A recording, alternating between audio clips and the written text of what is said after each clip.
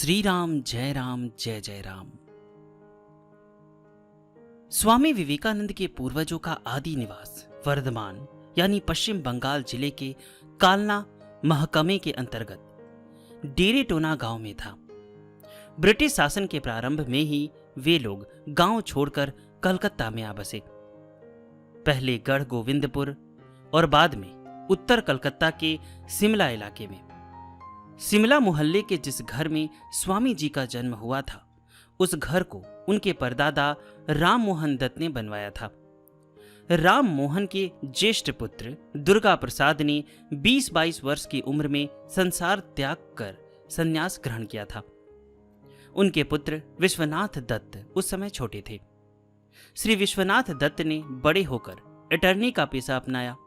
उनका विवाह शिमला निवासी नंदलाल बसु की एकमात्र कन्या भुवनेश्वरी देवी से हुआ।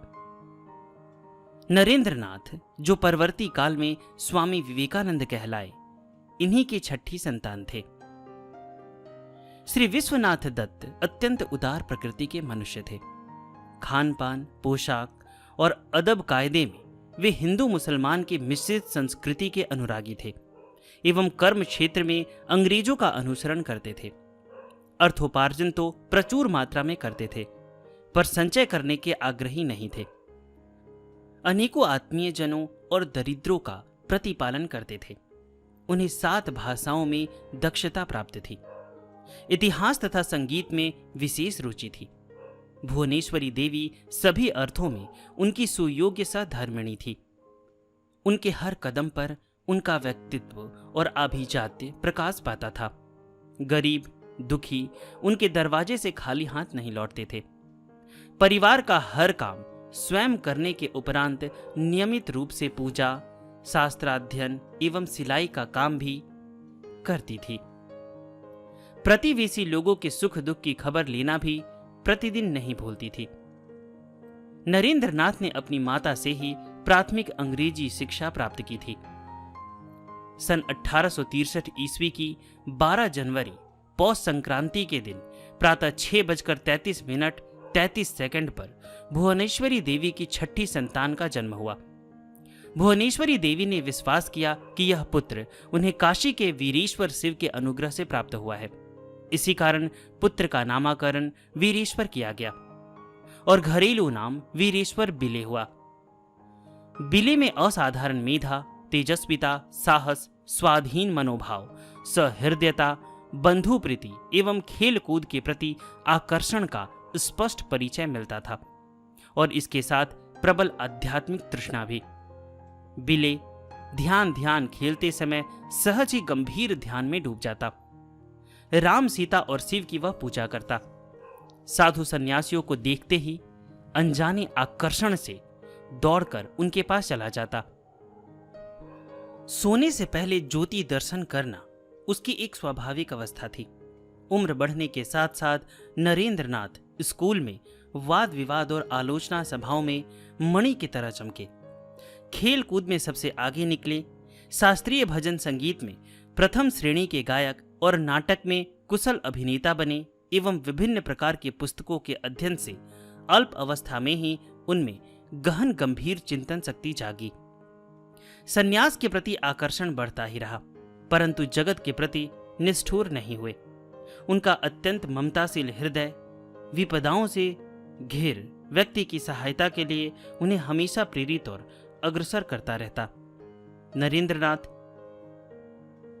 1879 ईस्वी में मेट्रोपॉलिटन स्कूल से प्रथम श्रेणी में एंट्रेंस परीक्षा उत्तीर्ण होकर कलकत्ता स्थित प्रेसिडेंसी कॉलेज में दाखिल हुए, पर मलेरिया ज्वर से आक्रांत होने के कारण पढ़ाई में व्यवधान उत्पन्न हुआ।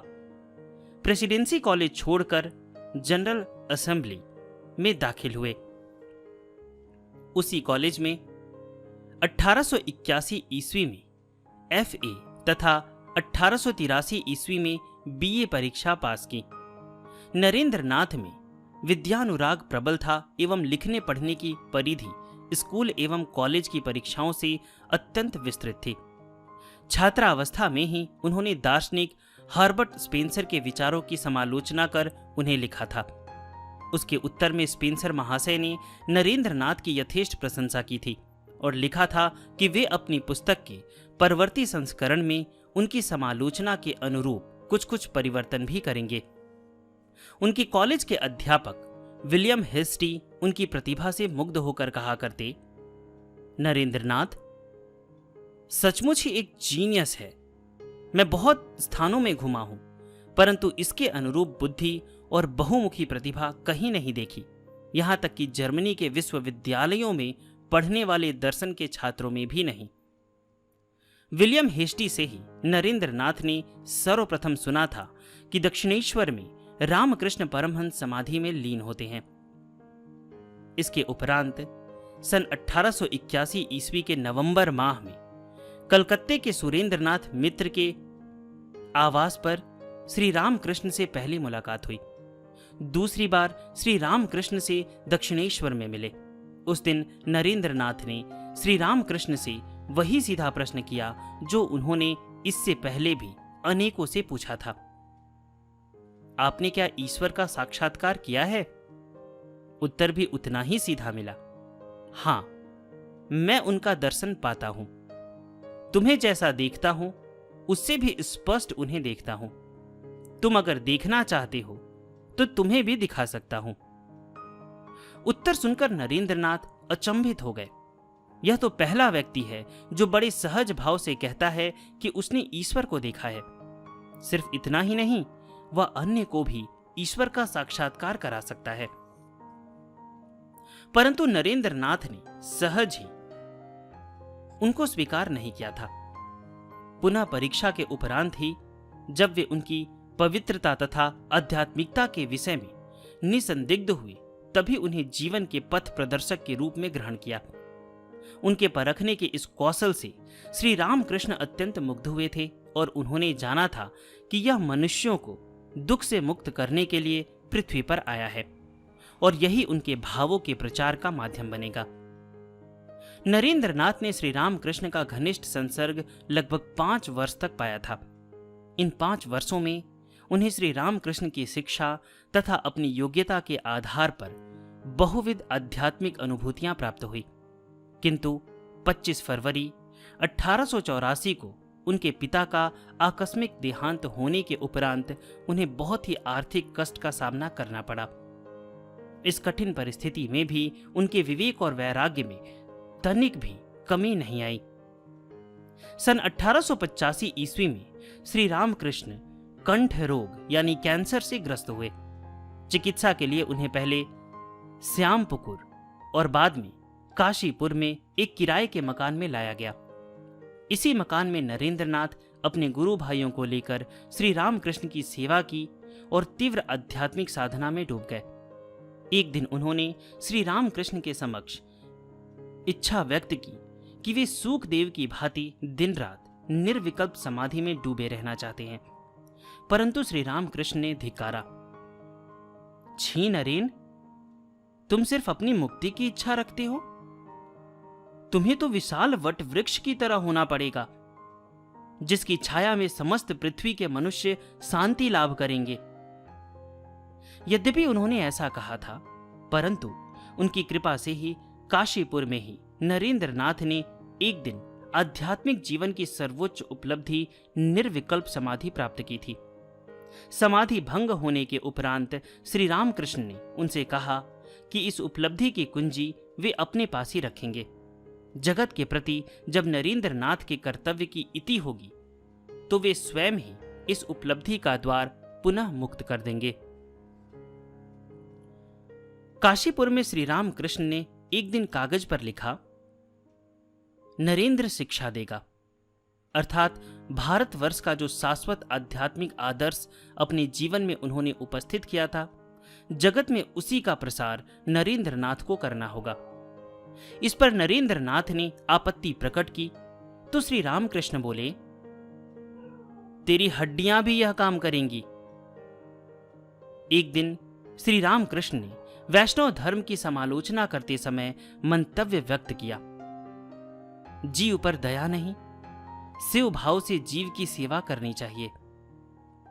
नरेंद्रनाथ इस पर मुग्ध होकर बोले, आज ठाकुर के वचनों में एक अद्भुत प्रकाश अनुभव किया। अगर ईश्वर ने कभी अवसर दिया तो आज जो अद्भुत सत्य को सुना उसे संपूर्ण संसार में बिखेर दूंगा। परवर्ती काल में स्वामी जी ने मानव सेवा के माध्यम से भगवान की उपासना का जो अनुष्ठान पसारा, उसकी जमीन उसी दिन तैयार हुई थी। वस्तुतः स्वामी विवेकानंद का प्रत्येक काम ही श्री रामकृष्ण द्वारा निर्देशित है। श्री रामकृष्ण सूत्र हैं और स्वामी जी उनके भाष्य हैं।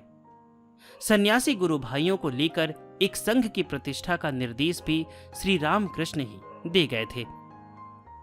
सन 1886 ईस्वी की 16 अगस्त को श्री रामकृष्ण की यह लीला को विराम मिला।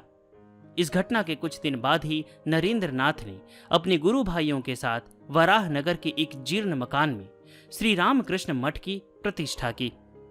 चरम दारिद्र्य के बीच अपने गुरु भाइयों के साथ भूखे अधभूखे रहकर तीव्र तपस्या, भजन कीर्तन, शास्त्रालोचना के मध्य दिन गुजारते। इसी स्थान पर सन 1887 ईस्वी के जनवरी माह में नरेंद्र नाथ और 10 गुरु भाइयों ने संन्यास ग्रहण किया। नरेंद्र नाथ ने अपना नाम स्वामी विविदिशानंद ग्रहण किया। आत्मगोपन के लिए स्वामी जी नाना नाम ग्रहण कर लेते थे, विविदिशानंद, सच्चिदानंद और विवेकानंद। लेकिन शिकागो विश्व धर्म महासभा में स्वामी विवेकानंद नाम से आविर्भूत हुए थे। इसी कारण इसी नाम से समस्त विश्व ने उन्हें पहचाना। संन्यास के बाद स्वामी जी एवं उनके अन्य गुरु भाई परिव्राजक के रूप में समय समय पर निकल पड़ते, कभी कभी अकेले और अन्य समय साथ मिलकर परिव्रजन किया करते थे। इस प्रकार पैदल चलकर स्वामी जी ने समस्त भारत का परिभ्रमण किया और इस दौरान शिक्षित अशिक्षित, धनी निर्धन, राजा महाराजा, ब्राह्मण चांडाल, समाज के विभिन्न स्तरों के लोगों के साथ उनका परिचय हुआ। उनकी प्रतिभा, आकर्षणीय तेजोदीप्त कांति एवं आध्यात्मिक गंभीरता से सभी मुग्ध हुए। 3 अगस्त सन 1890 ईस्वी को जिस भ्रमण पर वे निकले, वहीं उनका सर्वाधिक दीर्घकालीन और स्थायी महत्व वाला साबित हुआ। इस भ्रमण काल में उनकी प्रतिभा से मुग्ध होकर बहुतों ने उन्हें अमेरिका में होने वाले विश्व धर्म महासभा में भाग लेने का अनुरोध किया। प्रारंभ में स्वामी जी ने इस पर विशेष ध्यान नहीं दिया। बाद में मद्रास के लोगों की उत्कट इच्छा एवं दैव निर्देश पर श्री रामकृष्ण ने सूक्ष्म शरीर के माध्यम से एवं कमारपुकुर से श्रीमां शारदा देवी ने उन्हें अनुमति प्रदान की। उन्होंने अमेरिका जाने का निश्चय किया। स्वामी जी भारत के जनसाधारण के प्रतिनिधि होकर उनसे प्राप्त आर्थिक सहायता से अमेरिका गए। उन्होंने चाहा भी वही था। उन्होंने कहा था, अगर यह मां की इच्छा हो कि मुझे अमेरिका जाना पड़े तो मैं जनसाधारण की अर्थ सहायता द्वारा ही जाऊंगा, क्योंकि भारत के सर्वसाधारण और गरीब मनुष्यों के लिए ही मैं पाश्चात्य देश जाऊंगा। स्वामी जी ने सन 1893 ईस्वी को 31 मई को मुंबई से जहाज द्वारा अमेरिका के लिए प्रस्थान किया। वे 25 जुलाई को वैंकूवर पहुंचे। वहां से रेलगाड़ी द्वारा 30 जुलाई को संध्या के समय शिकागो पहुंचे। धर्म सभा में विलंब जानकर कम खर्च पर रहने के लिए स्वामी जी बोस्टन चले गए। बोस्टन में वे विभिन्न विद्वानों तथा अध्यापकों से परिचित हुए। इनमें हार्वर्ड विश्वविद्यालय के प्रोफेसर राइट विशेष उल्लेखनीय हैं। स्वामी जी के पास कोई परिचय पत्र नहीं है जानकर राइट ने धर्म सभा कमेटी के चेयरमैन डॉक्टर बैरोज के नाम एक पत्र लिखा। हमारे सभी अध्यापकों को सम्मिलित करने से जो होगा, यह सन्यासी उससे भी अधिक विद्वान है। 11 सितंबर को धर्म सभा आरंभ हुई। स्वामी जी ने दोपहर में अपना भाषण अमेरिका निवासी बहनों और भाइयों के संबोधन से शुरू किया ही था कि उपस्थित 7000 श्रोताओं ने करतल ध्वनि से उनका विपुल अभिनंदन किया। 2 मिनटों के बाद तालियों की गड़गड़ाहट थमने पर स्वामी जी ने एक संक्षिप्त भाषण दिया। इसमें सभी धर्मों के प्रति उनकी आदरपूर्ण और प्रीतिपूर्ण मनोभावना का अपूर्व प्रकाश देखकर श्रोतागण मुग्ध हो गए। 27 सितंबर तक धर्म महासभा चली। उन्हें लगभग प्रतिदिन व्याख्यान देना पड़ता। उनके उदार एवं युक्ति युक्त चिंतन के लिए उन्हें धर्म महासभा का सबसे प्रभावशाली वक्ता मान लिया। शिकागो के राजपथों पर उनके चित्र सुशोभित हुए। सभी समाचार पत्र उनकी हार्दिक प्रशंसा से भर गए। धर्म सभा में विवेकानंद निर्विरोध सर्वश्रेष्ठ व्यक्ति है। उनका भाषण सुनने के पश्चात यही अनुमान हुआ कि इस शिक्षित जाति के मध्य धर्म प्रचारक भेजना कितनी निर्बुद्धि का परिचायक है।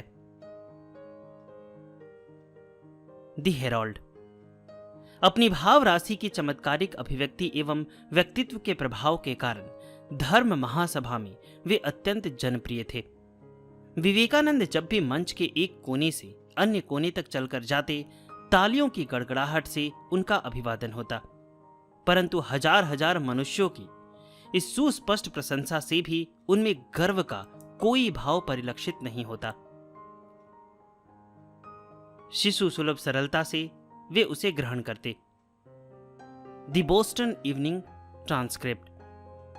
सभा की कार्यसूची में विवेकानंद का वक्तव्य सबसे अंत में रखा जाता। इसका उद्देश्य था श्रोताओं को अंत तक पकड़कर रखना। किसी भी दिन जब नीरस वक्ताओं के लंबे भाषणों से सैकड़ों लोग सभागृह का त्याग करते रहते, तब विराट श्रोता मंडली को निश्चिंत करने हेतु सिर्फ इतनी घोषणा यथेष्ट होती कि प्रार्थना के पहले विवेकानंद कुछ बोलेंगे।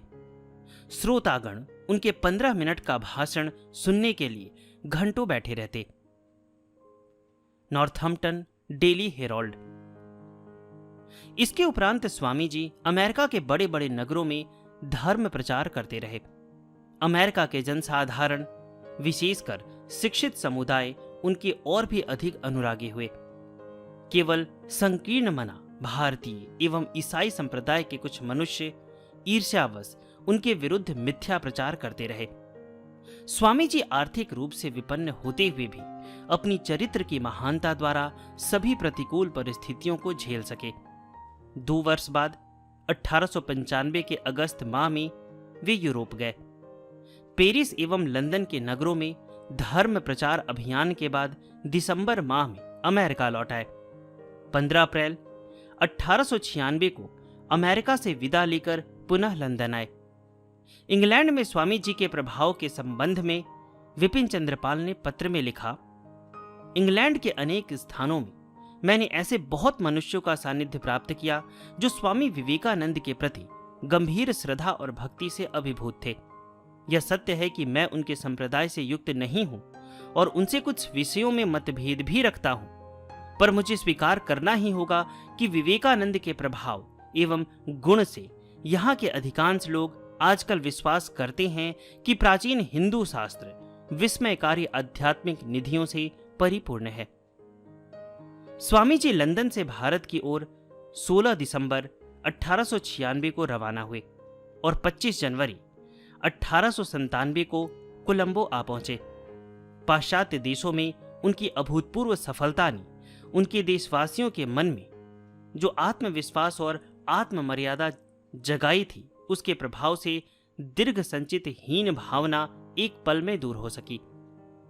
भारतवासी सिर उठाकर खड़े हुए और पहचाना कि विश्व की सभ्यता के भंडार में उनका योगदान पाश्चात्य देशों से कम नहीं, वरन अधिक ही रहा है। इस आत्मगरिमा का संचार जिसने जन जन में किया, सारे देश को जिसने घोर निद्रा से जगाया, उसका स्वागत करने के लिए समस्त देश अधीर आग्रह से कंपायमान था। जब स्वामी जी कोलंबो पहुंचे तो उनके प्रति समस्त देश की कृतज्ञता ने एक अभूतपूर्व अभिनंदन का रूप धारण कर लिया। उसके बाद तो अभिनंदन की बाढ़ तरंगायित होकर मद्रास से लेकर कलकत्ता की सड़कों पर बहने लगी। 20 जनवरी को स्वामी जी कलकत्ता पहुंचे। अभिनंदन के बाद अभिनंदन। कलकत्ता अपने विश्व विजयी पुत्र के आगमन में मतवाला हो उठा। पाश्चात्य देशों में अविराम भाषण तथा भ्रमण, उस पर समस्त देश का यह स्नेह का वर्षण, इन सब कारणों से स्वामी जी का स्वास्थ्य गिरता चला गया। परंतु वे इसकी परवाह न कर श्री रामकृष्ण उपदिष्ट पथ पर सन्यासी संघ को स्थायी भीत पर प्रतिष्ठित करने की चेष्टा करने लगे। उन्होंने स्वामी रामकृष्णानंद को मद्रास में एक शाखा केंद्र की स्थापना करने के लिए भेजा। स्वामी अखंडानंद ने मुर्शिदाबाद जिले के सारगाछी में आश्रम प्रतिष्ठित किया। अन्य सन्यासी भाइयों को भी अलग अलग दायित्व सौंपा गया। अमेरिका और इंग्लैंड का कार्यभार यथाक्रम स्वामी शारदानंद और स्वामी अभेदानंद के कंधों पर पड़ा। 1 मई 1897 को स्वामी जी ने रामकृष्ण मिशन की औपचारिक रूप से स्थापना की। संघ के लिए गंगा तट पर एक स्थायी जमीन खरीदने का विचार उनके मन में विदेशों में आया था। वह स्वप्न सन 1898 में साकार हुआ। इसी वर्ष 9 दिसंबर को बेलूड़ ग्राम में रामकृष्ण मठ की स्थापना हुई। 1899 ईस्वी की 20 जून को स्वामी जी दूसरी बार पाश्चात्य देशों की यात्रा पर निकले एवं इंग्लैंड में 2 सप्ताह बिताने के उपरांत अगस्त माह में अमेरिका पहुंचे। इस बार अमेरिका में वे लगभग 1 वर्ष रहे और 90 से अधिक भाषण दिए, परंतु इस बार उनकी यात्रा का मुख्य उद्देश्य था उन देशों में प्रतिष्ठित उनके कार्यक्रमों को देखना और उन्हें सुदृढ़ करना। पेरिस, वियना, एथेंस और मिस्र होते हुए स्वामी जी 9 दिसंबर 1900 को बेलूड़ मठ पहुंचे। स्वदेश लौटते ही 27 दिसंबर को स्वामी जी मायावती की ओर रवाना हुए। वहां से 24 जनवरी 1901 को लौटे। 6 फरवरी को ट्रस्ट डीड की रजिस्ट्री हुई। 10 फरवरी को मठ के ट्रस्टियों के अनुमोदन से स्वामी ब्रह्मानंद रामकृष्ण मठ एवं रामकृष्ण मिशन के अध्यक्ष तथा स्वामी शारदानंद महासचिव नियुक्त हुए। इस प्रकार संघ के समस्त परिचालन दायित्व से अपने को पृथक रखकर अंतिम 2 वर्ष स्वामी जी महासमाधि के लिए प्रस्तुत होते रहे। गुरु भाइयों अथवा शिष्यों को अपनी बुद्धि के अनुसार काम करने को प्रेरित करते ताकि उनके न रहने पर संघ के परिचालन के विषय में वे स्वयं ही निर्णय लेने में समर्थ हो सके। स्वामी जी ने 1902 ईस्वी की 4 जुलाई को देह त्याग किया। संध्या बेला में मठ स्थित अपने कक्ष में वे ध्यानरत थे। रात्रि 9:10 पर वह ध्यान समाधि में परिणत हुए। उस समय उनकी आयु 39 वर्ष 5 माह 23 दिन थी। परंतु स्थूल शरीर का नाश होने पर भी जिस शक्ति के रूप में स्वामी विवेकानंद उभरे थे वह अब भी क्रियाशील है। स्वामी जी ने स्वयं कहा था, शरीर को पुराने वस्त्र की भांति त्याग कर इसके बाहर चला जाना ही श्रेय मानता हूं, परंतु मैं काम से कभी निरत नहीं होऊंगा। मैं तब तक मानव को अनुप्रेरित करता रहूंगा जब तक प्रत्येक मनुष्य यह नहीं समझता कि वह भगवान है। भारतवर्ष के नवजागरण के प्रत्येक क्षेत्र को स्वामी जी ने अत्यंत प्रभावित किया है और समस्त पृथ्वी के लिए एक पथ निर्देश छोड़ गए हैं। अनेक मनीषियों का यह मानना है कि स्वामी विवेकानंद ही आधुनिक भारत के सृष्टा है। इस प्रसंग में चक्रवर्ती राजगोपालाचारी की उक्ति स्मरणीय है, हमारे आधुनिक इतिहास की ओर जो कोई भी दृष्टि डालेगा उसे स्पष्ट दिखेगा स्वामी विवेकानंद के हम कितने ऋणी हैं। उन्होंने भारत की महिमा की ओर देशवासियों की आंखें उन्मुख की, राजनीति को आध्यात्मिकता पर आधारित किया, हम धर्मांधों को दृष्टि प्रदान की। वे ही भारतीय स्वाधीनता संग्राम के जनक हैं। हमारी राजनीतिक, सांस्कृतिक और आध्यात्मिक स्वाधीनता के जनक भी वे ही हैं। स्वामी विवेकानंद के जीवन की प्रमुख घटनाएं। नरेंद्रनाथ की माता भुवनेश्वरी देवी एक अत्यंत विदुषी नारी थी। उत्तरकाल में स्वामी विवेकानंद ने अनेक बार कहा था, मेरे ज्ञान के विकास के लिए मैं अपनी मां का ऋणी हूं। उनकी शिक्षा देने की पद्धति भी अनोखी थी। एक घटना से यह स्पष्ट हो जाता है। कोई दोष न रहने पर भी एक दिन स्कूल में नरेंद्र को दंड मिला। भूगोल की कक्षा में नरेंद्रनाथ ने सही जवाब दिया था, परंतु शिक्षक को लगा कि उनका उत्तर गलत है। नरेंद्र ने बार बार प्रतिवाद किया, मुझसे भूल नहीं हुई, मैंने ठीक ही उत्तर दिया है। परंतु इससे शिक्षक की क्रोधाग्नि और भी भड़क उठी। वे निर्दयता के साथ नरेंद्र को छड़ी से पीटने लगे। घर लौटकर नरेंद्र नाथ ने रोते रोते मां को सारा हाल सुनाया। मां ने सांत्वना देते हुए कहा, बेटा, यदि तुमसे कोई भूल ना हुई हो तो जो तुम सत्य समझते हो उसी पर सर्वदा अडिग रहना। मां के इस उपदेश का परिपूर्ण रूप नरेंद्र नाथ ने श्री रामकृष्ण के स्वरूप में पाया था। श्री रामकृष्ण कहते थे और आचरण करके दिखाते भी थे, सत्य ही कलयुग की तपस्या है। माता और गुरुदेव दोनों के चरित्र में सत्य निष्ठा के आदर्श का परिचय पाकर स्वामी विवेकानंद ने अपने जीवन के प्रत्येक क्षेत्र में उस आदर्श का रूपायन किया। तभी परवर्ती काल में सारे विश्व ने स्वामी विवेकानंद से यह महाबलिष्ठ वाणी सुनी, सत्य के लिए सब कुछ त्याग किया जा सकता है, परंतु सब कुछ के लिए सत्य का त्याग नहीं किया जा सकता। भुवनेश्वरी देवी ने नरेंद्र नाथ को और एक शिक्षा दी, आजीवन पवित्र रहना, अपनी मर्यादा की रक्षा करना और कभी दूसरों की मर्यादा का उल्लंघन मत करना, खूब शांत रहना, परंतु आवश्यकता पड़ने पर हृदय को दृढ़ कर लेना। माता की इस शिक्षा की बदौलत स्वामी जी ने बचपन से ही सीखा था कि किस तरह आत्मसम्मान की रक्षा की जाती है। दूसरों को यथोचित सम्मान देने में जिस प्रकार वे संकोच नहीं करते थे, उसी प्रकार बिना कारण कोई उनका अपमान करे यह भी वे सहन नहीं करते थे। बालक नरेंद्र नाथ की एक बार उनके पिता के एक मित्र ने अकारण अवमानना की। घर में माता पिता कभी नरेंद्र नाथ को छोटा समझकर उसकी अवज्ञा नहीं करते थे, इसलिए इस प्रकार का व्यवहार उनके लिए नया था। अवाक होकर वे सोचने लगे, क्या आश्चर्य की बात है, मेरे पिता भी मुझे इतना तुच्छ नहीं समझते और ये मुझे इतनी नीची नजरों से देखते हैं। जख्मी सर्प की तरह मानो फुफकारते हुए उन्होंने दृढ़तापूर्वक कहा, आपकी तरह कुछ लोग हैं जो समझते हैं कि छोटे छोटे बालक की कोई विवेचना नहीं होती, परंतु यह धारणा नितांत भूल है।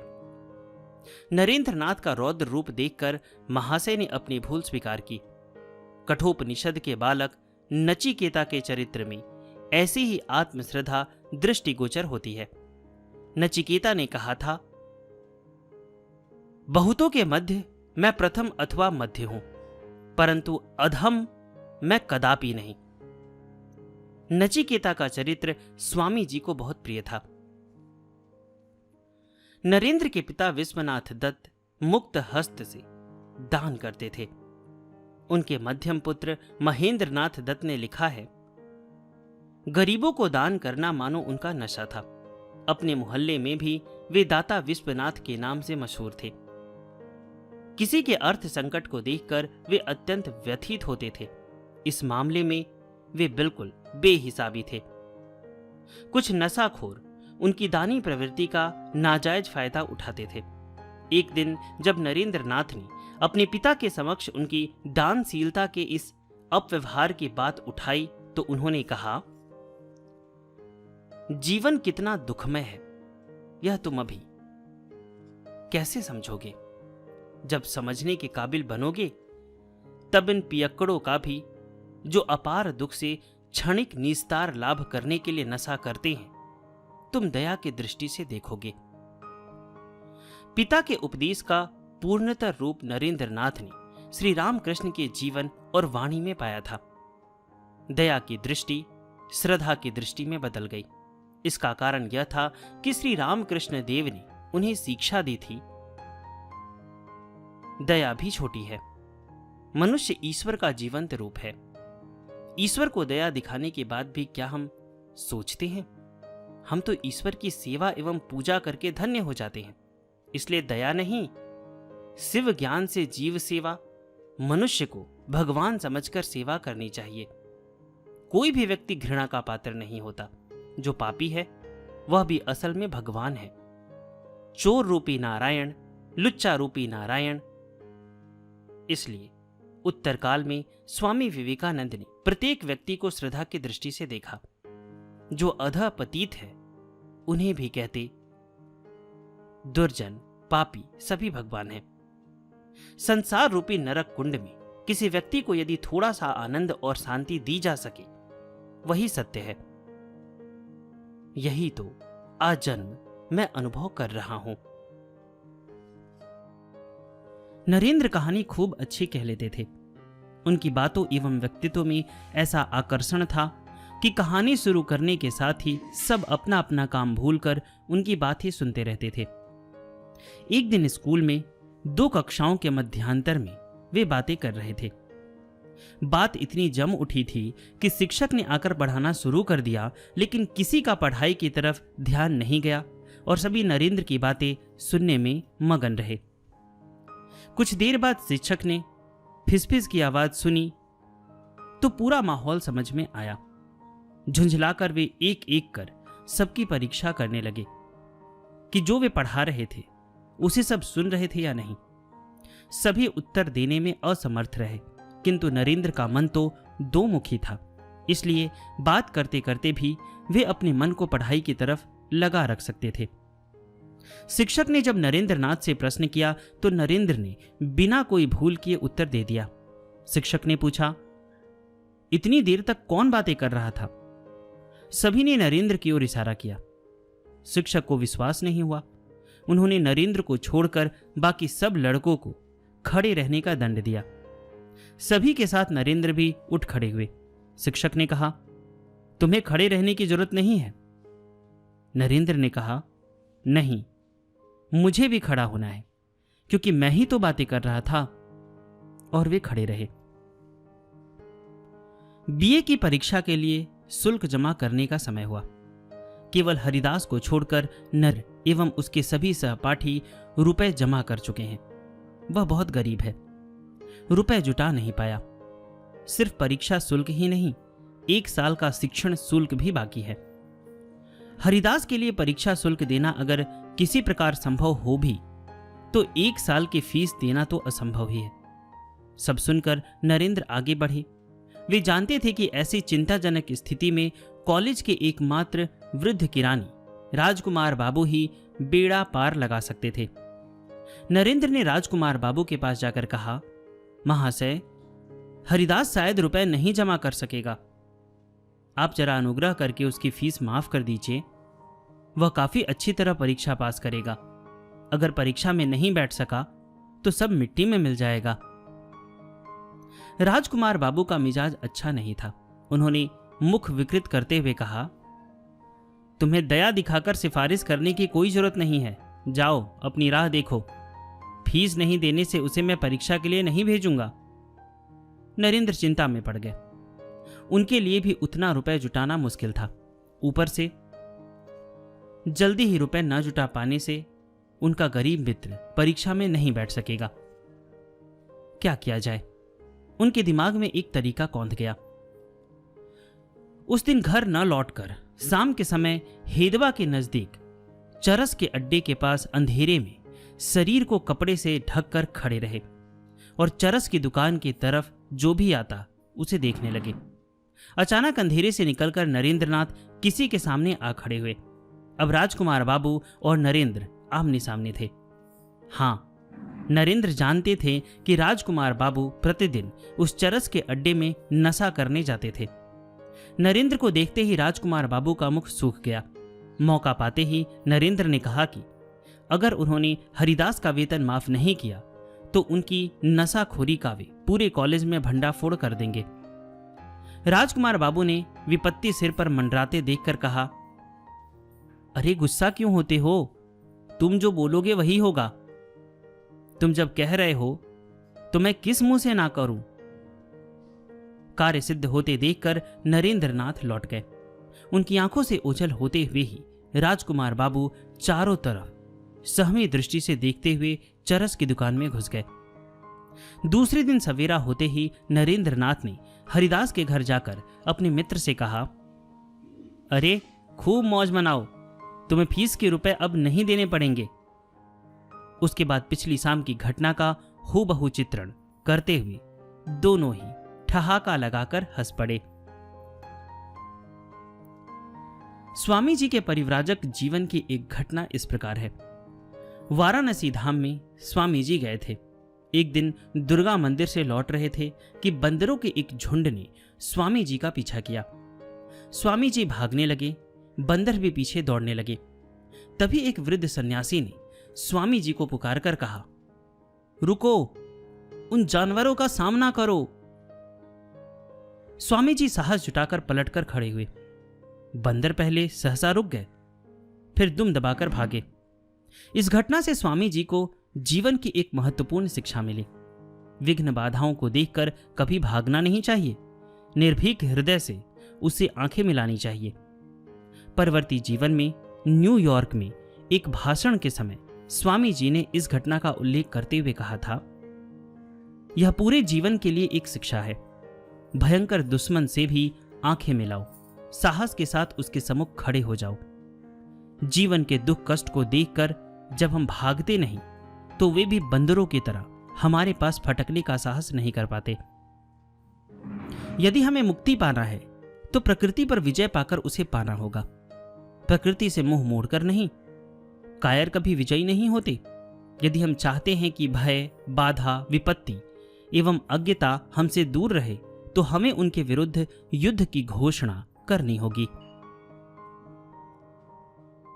स्वामी जी को एक बार किसी ने कहा, सन्यासी को अपने देश की माया त्याग कर सब देशों के प्रति समदृष्टि अपनानी चाहिए। स्वामी जी ने उत्तर दिया, जो अपनी माता को प्यार नहीं देता वह दूसरों को भोजन, दूसरों की मां का पालन कैसे करेगा। अर्थात सन्यासी के लिए भी यही उचित है कि वे अपनी मातृभूमि के प्रति अटूट प्रेम का सृजन करें। जो अपने देश से प्यार नहीं करता वह पूरी वसुधा को कैसे अपनाएगा। पहले स्वदेश प्रेम, फिर उस स्वदेश प्रेम का सहारा लेकर ही विश्व प्रेम करना चाहिए। हिमालय की उबड़ खाबड़ भूमि को पार करते हुए स्वामी जी चलते जा रहे थे। एक चढ़ाई के सामने स्वामी जी ने एक क्लांत, विपन्न और हताश वृद्ध को खड़ा देखा। स्वामी जी को देखकर वृद्ध का हताश स्वर फूट पड़ा। महाराज, इतनी लंबी दूरी किस प्रकार तय करूंगा? मैं तो एक कदम चलने में भी असमर्थ हूं। मेरी छाती फटी जा रही है। स्वामी जी ने उनसे कहा, अपने पैरों की तरफ जरा देखिए। पीछे आपके पैरों के नीचे जो पृथ्वी पड़ी है उसे आप रौंद चुके हैं, और सामने जो राह आप देख रहे हैं वह भी तो एक ही राह है। इस राह को भी आप शीघ्र ही रौंद डालेंगे। स्वामी जी की बातों को सुनकर वृद्ध का नैराश्य मिट गया। उन्होंने बचे हुए पथ को पार करने के लिए कदम बढ़ाए। जब स्वामी जी काशी पहुंचे तो खबर मिली कि गुरु भाई बलराम बाबू का देहांत हो गया है। इस खबर को सुनकर स्वामी जी आंसू रोक न सके। स्वामी जी को शोक में डूबा हुआ देखकर काशी के विख्यात पंडित प्रमदादास मित्र ने कहा, आप सन्यासी होते हुए भी इतना शोकाकुल क्यों हैं? सन्यासी के लिए शोक प्रकाश करना अनुचित है। स्वामी जी ने उत्तर दिया, क्या कहते हैं, सन्यासी हुआ तो क्या हृदय का विसर्जन कर दूं? प्रकृति सन्यासी का हृदय तो साधारण लोगों के हृदय से अधिक कोमल होना चाहिए। कुछ भी हो, आखिर हम लोग भी तो मनुष्य हैं। और फिर वे मेरे गुरु भाई थे। जो सन्यास हृदय को पत्थर बनाने की शिक्षा देता है, मैं उस सन्यास की परवाह नहीं करता। स्वामी जी कहते थे, जिस सन्यासी के मन में दूसरों का कल्याण करने की इच्छा नहीं, वह सन्यासी नहीं। वे कहते थे, बहुजन हिताय बहुजन सुखाय सन्यासी का जन्म हुआ है। दूसरों के लिए प्राणों का बलिदान देने, जीवों के गगन भेदी क्रंदन का निवारण करने, विधवा के अश्रु पोंछने, पुत्र वियोग से शोक संतप्त प्राण में शांति का संचार करने, अज्ञ तथा अंत्यजों को जीवन संग्राम के लिए उपयोगी बनाने, सभी का ऐहिक और पारमार्थिक मंगल करने तथा ज्ञान आलोक से सबके अंदर प्रसुप्त ब्रह्म सिंह को जागृत करने के लिए ही जगत में सन्यासी का जन्म हुआ है। पवहारी बाबा के प्रति स्वामी जी की बहुत श्रद्धा थी। उन्होंने उनके दर्शन भी किए थे। स्वामी जी ने सुना था पवहारी बाबा की कुटिया में एक बार चोर घुसा था। चोरी करके भागते समय पवहारी बाबा उन चीजों को लेकर उस चोर के पीछे पीछे दौड़े और बहुत दूर तक जाने के पश्चात उस चोर को पाकर उसे वे सारी चीजें देकर लौट आए। स्वामी जी जब हिमालय क्षेत्र में विचरण कर रहे थे तो एक सौम्यदर्शी सन्यासी को देखकर आकृष्ट हुए।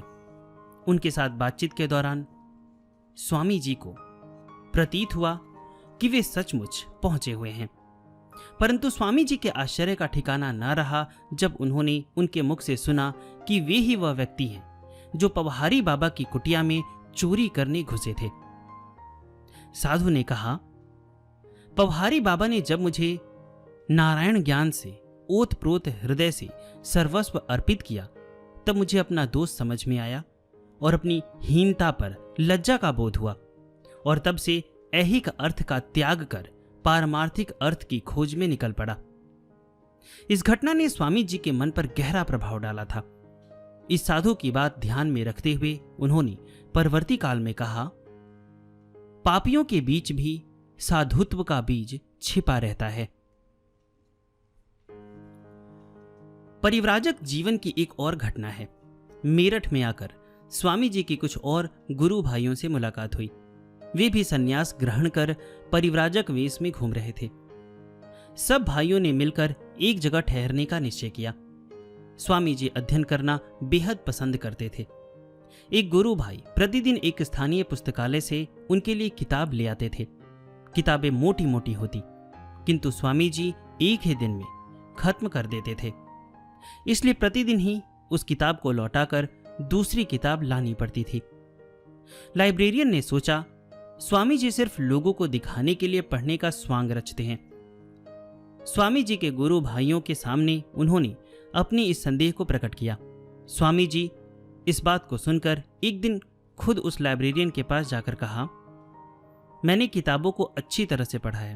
आपको अगर संदेह है तो आप किसी भी किताब से प्रश्न पूछ सकते हैं। लाइब्रेरियन ने ऐसा ही किया। स्वामी जी ने सब प्रश्नों का उपयुक्त उत्तर दिया। यह देखकर उनके विस्मय की सीमा नहीं रही। वे सोचने लगे, क्या ऐसा भी संभव हो सकता है?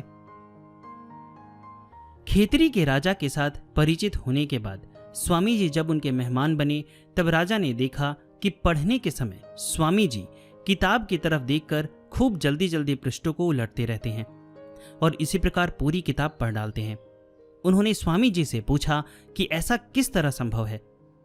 स्वामी जी ने समझाकर कहा, एक छोटा लड़का जब पढ़ना सीखता है तब वह एक एक अक्षर को 2-3 बार उच्चारण कर शब्द को पढ़ सकता है। जब उसकी नजर एक एक अक्षर के ऊपर रहती है, निरंतर अभ्यास के बाद वह एक दृष्टि में एक वाक्य पढ़ सकता है। इसी प्रकार क्रमशः भाव को ग्रहण करने की क्षमता को बढ़ाए जाने से एक दृष्टि में एक पृष्ठ पढ़ा जा सकता है और वे इसी तरह पढ़ते हैं। स्वामी जी ने और कहा, यह सिर्फ अभ्यास, ब्रह्मचर्य और एकाग्रता का परिणाम है। कोई भी कोशिश करने से सफल हो सकता है। ब्रह्मचर्य पे मैंने स्त्री और पुरुष दोनों के लिए वीडियो बनाए हैं, तो उसका लिंक मैं डिस्क्रिप्शन में दे दूंगा। अगर आप लोगों ने नहीं सुना तो उसे अवश्य सुनिएगा। एक दिन उन्होंने बेलगांव वासी हरिपद मित्र के समक्ष चार्ल्स डिकेंस के पिकनिक पेपर्स को शब्दशः बोलकर आश्चर्यचकित कर दिया था। जब हरिपद मित्र ने यह सुना कि स्वामी जी ने इस पुस्तक को मात्र 2 बार पढ़कर ही याद कर लिया है तो वे और भी आश्चर्य में पड़ गए।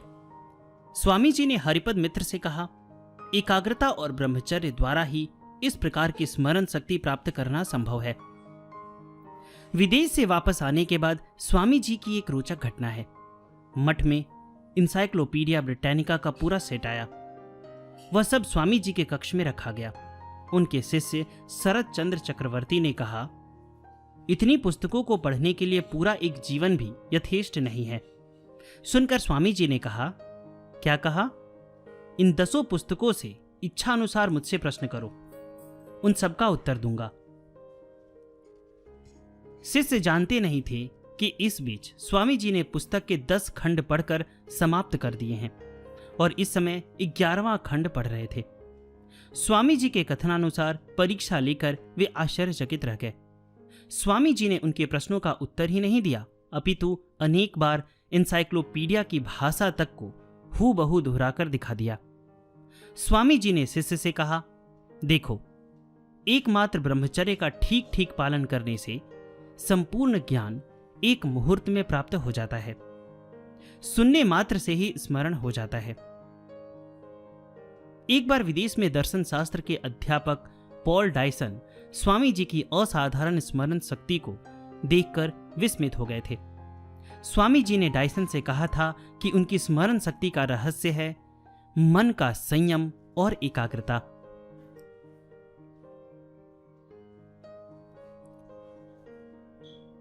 राजपुताने की एक घटना है। परिव्राजक स्वामी जी ने आबू पहाड़ पर एक मुसलमान वकील के घर को अपना निवास स्थान बनाया था। एक दिन खेतरी के राजा के प्राइवेट सेक्रेटरी जगमोहन लाल ने वकील के घर आकर स्वामी जी को देखा। स्वामी जी से उन्होंने प्रश्न किया, आप को हिंदू साधु हैं, आप मुसलमान के घर कैसे रह रहे हैं? स्वामी जी के लिए जात पात धर्म के भेदभाव का संकेत मात्र असहनीय था। उन्होंने गरज कर कहा, यह आपने क्या कहा? मैं आपके समस्त विधि निषेध से परे हूं। मैं मेहतर के साथ भी भोजन कर सकता हूं। भगवान मुझे अपराधी मानेंगे, इसका भय मुझे नहीं है, क्योंकि यह भगवान द्वारा अनुमोदित है। शास्त्र की ओर से भी मुझे भय नहीं है, क्योंकि यह शास्त्र द्वारा भी अनुमोदित है। परंतु मुझे आपका और समाज का भय है, क्योंकि आप लोग तो भगवान या शास्त्र की परवाह नहीं करते। मैं देखता हूं कि विश्व प्रपंच में सर्वत्र ब्रह्म स्थापित है। मेरी दृष्टि में ऊंचा नीचा कोई नहीं है। शिव शिव। स्वामी जी के कथन और भंगिमा में जैसे विद्युत विकर्ण हो रही थी। जगमोहन लाल मुग्ध से खड़े रह गए। एक दिन खेतरी के राजा ने संगीत का आयोजन किया, जिसमें एक बाई जी गाना गाने वाली थी। स्वामी जी राजा के अतिथि थे। राजा ने महफिल में आने का निमंत्रण देते हुए एक व्यक्ति को उनके पास भेजा। स्वामी जी नहीं आए। कहलवा भेजा। एक सन्यासी के लिए इस प्रकार के उत्सव में सम्मिलित होना अनुचित है। गायिका यह सुनकर मर्माहत हुई। उसने दुखी होकर गाना प्रारंभ किया। प्रभु मेरी अवगुण चित्त ना धरो, समदर्शी है नाम तिहारो, अब मोही पार करो। हे प्रभु, मेरे दोषों को ना देखो, तुम्हारा नाम तो समदर्शी है, मेरा उद्धार करो। स्वामी जी के कानों में यह गाना पहुंचा। गीत के हर बोल से यह प्रकाशित हो रहा था कि भगवान सर्वत्र हैं, सभी वस्तुओं में हैं। गाना सुनकर स्वामी जी ने मन ही मन अपने आप को धिक्कारा। मैं क्या यही सन्यासी हूं? मैं सन्यासी हूं, फिर भी मेरे और नारी के मध्य मेरा भेदभाव रह ही गया। उनकी आंखें खुली। उन्होंने जाना सभी के अंदर वही एक सत्ता विराजमान है।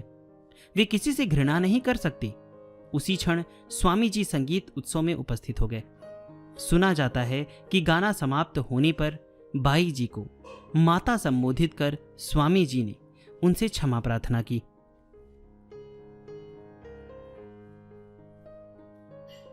राजस्थान के एक रेलवे स्टेशन पर स्वामी जी उपस्थित हैं।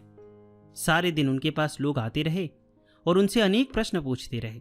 स्वामी जी सब प्रश्नों के उत्तर देते गए। लोगों का आना रुका नहीं और इधर स्वामी जी के धर्म प्रसंग को भी विश्राम नहीं। लोग तो बहुत आए और गए, किंतु किसी ने एक बार भी खोज नहीं की कि स्वामी जी ने भोजन किया है या नहीं। इस प्रकार लगातार 3 दिन तक अनाहार रहकर स्वामी जी ने धर्म प्रसंग जारी रखा। जल तक नहीं पी सके। तीसरे दिन रात्रि समय सभी के चले जाने के पश्चात एक गरीब आदमी ने आकर उनसे पूछा, महाराज, आपने लगातार 3 दिन तक वक्तव्य दिया, बीच में पानी तक नहीं पिया। इससे मेरे हृदय को बहुत दुख पहुंचा है। स्वामी जी के मन को ऐसा आभास हुआ कि स्वयं भगवान ही दीन वेश में आए हैं। उन्होंने कहा, तुम मुझे खाने को कुछ दोगे? वह व्यक्ति जाति का बहुत छोटा था।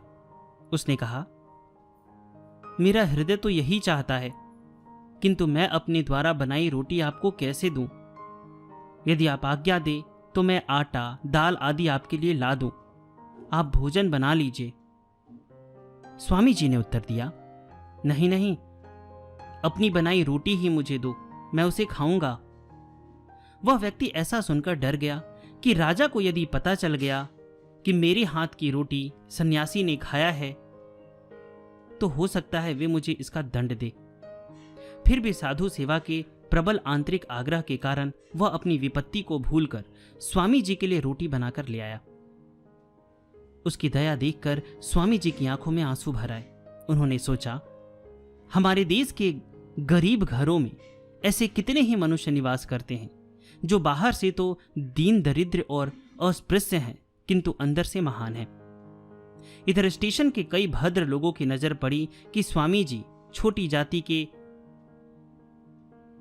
एक पुरुष के हाथ से भोजन खा रहे हैं। तब उन्होंने आकर उनसे कहा, आपने नीच व्यक्ति का छुआ खराब भोजन खाकर क्या अच्छा किया है?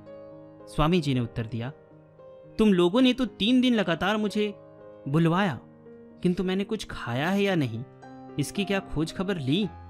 जब इसने मेरी सुध ली है तो यह नीच व्यक्ति हो गया और स्वयं को भद्र व्यक्ति कहकर अपनी बड़ाई करते हो। उसने जो मनुष्यत्व दिखाया है उससे तो वही महान हो गया है। महान पुरुषों के मन में कभी कभी असंतोष उत्पन्न हो जाता है। परिव्राजक स्वामी जी के मन में भी एक बार ऐसा हुआ था। उनके मन में यह बात आई, जिस महान उद्देश्य की बात सोचकर उन्होंने संसार त्याग किया है, उन्हें लगा कि वह उद्देश्य पूरा ना होगा। फिर इस जीवन से ही क्या लाभ? अनाहार और तपस्या से वे देह त्याग करेंगे। ऐसा सोचते सोचते वे लगातार चलते ही गए।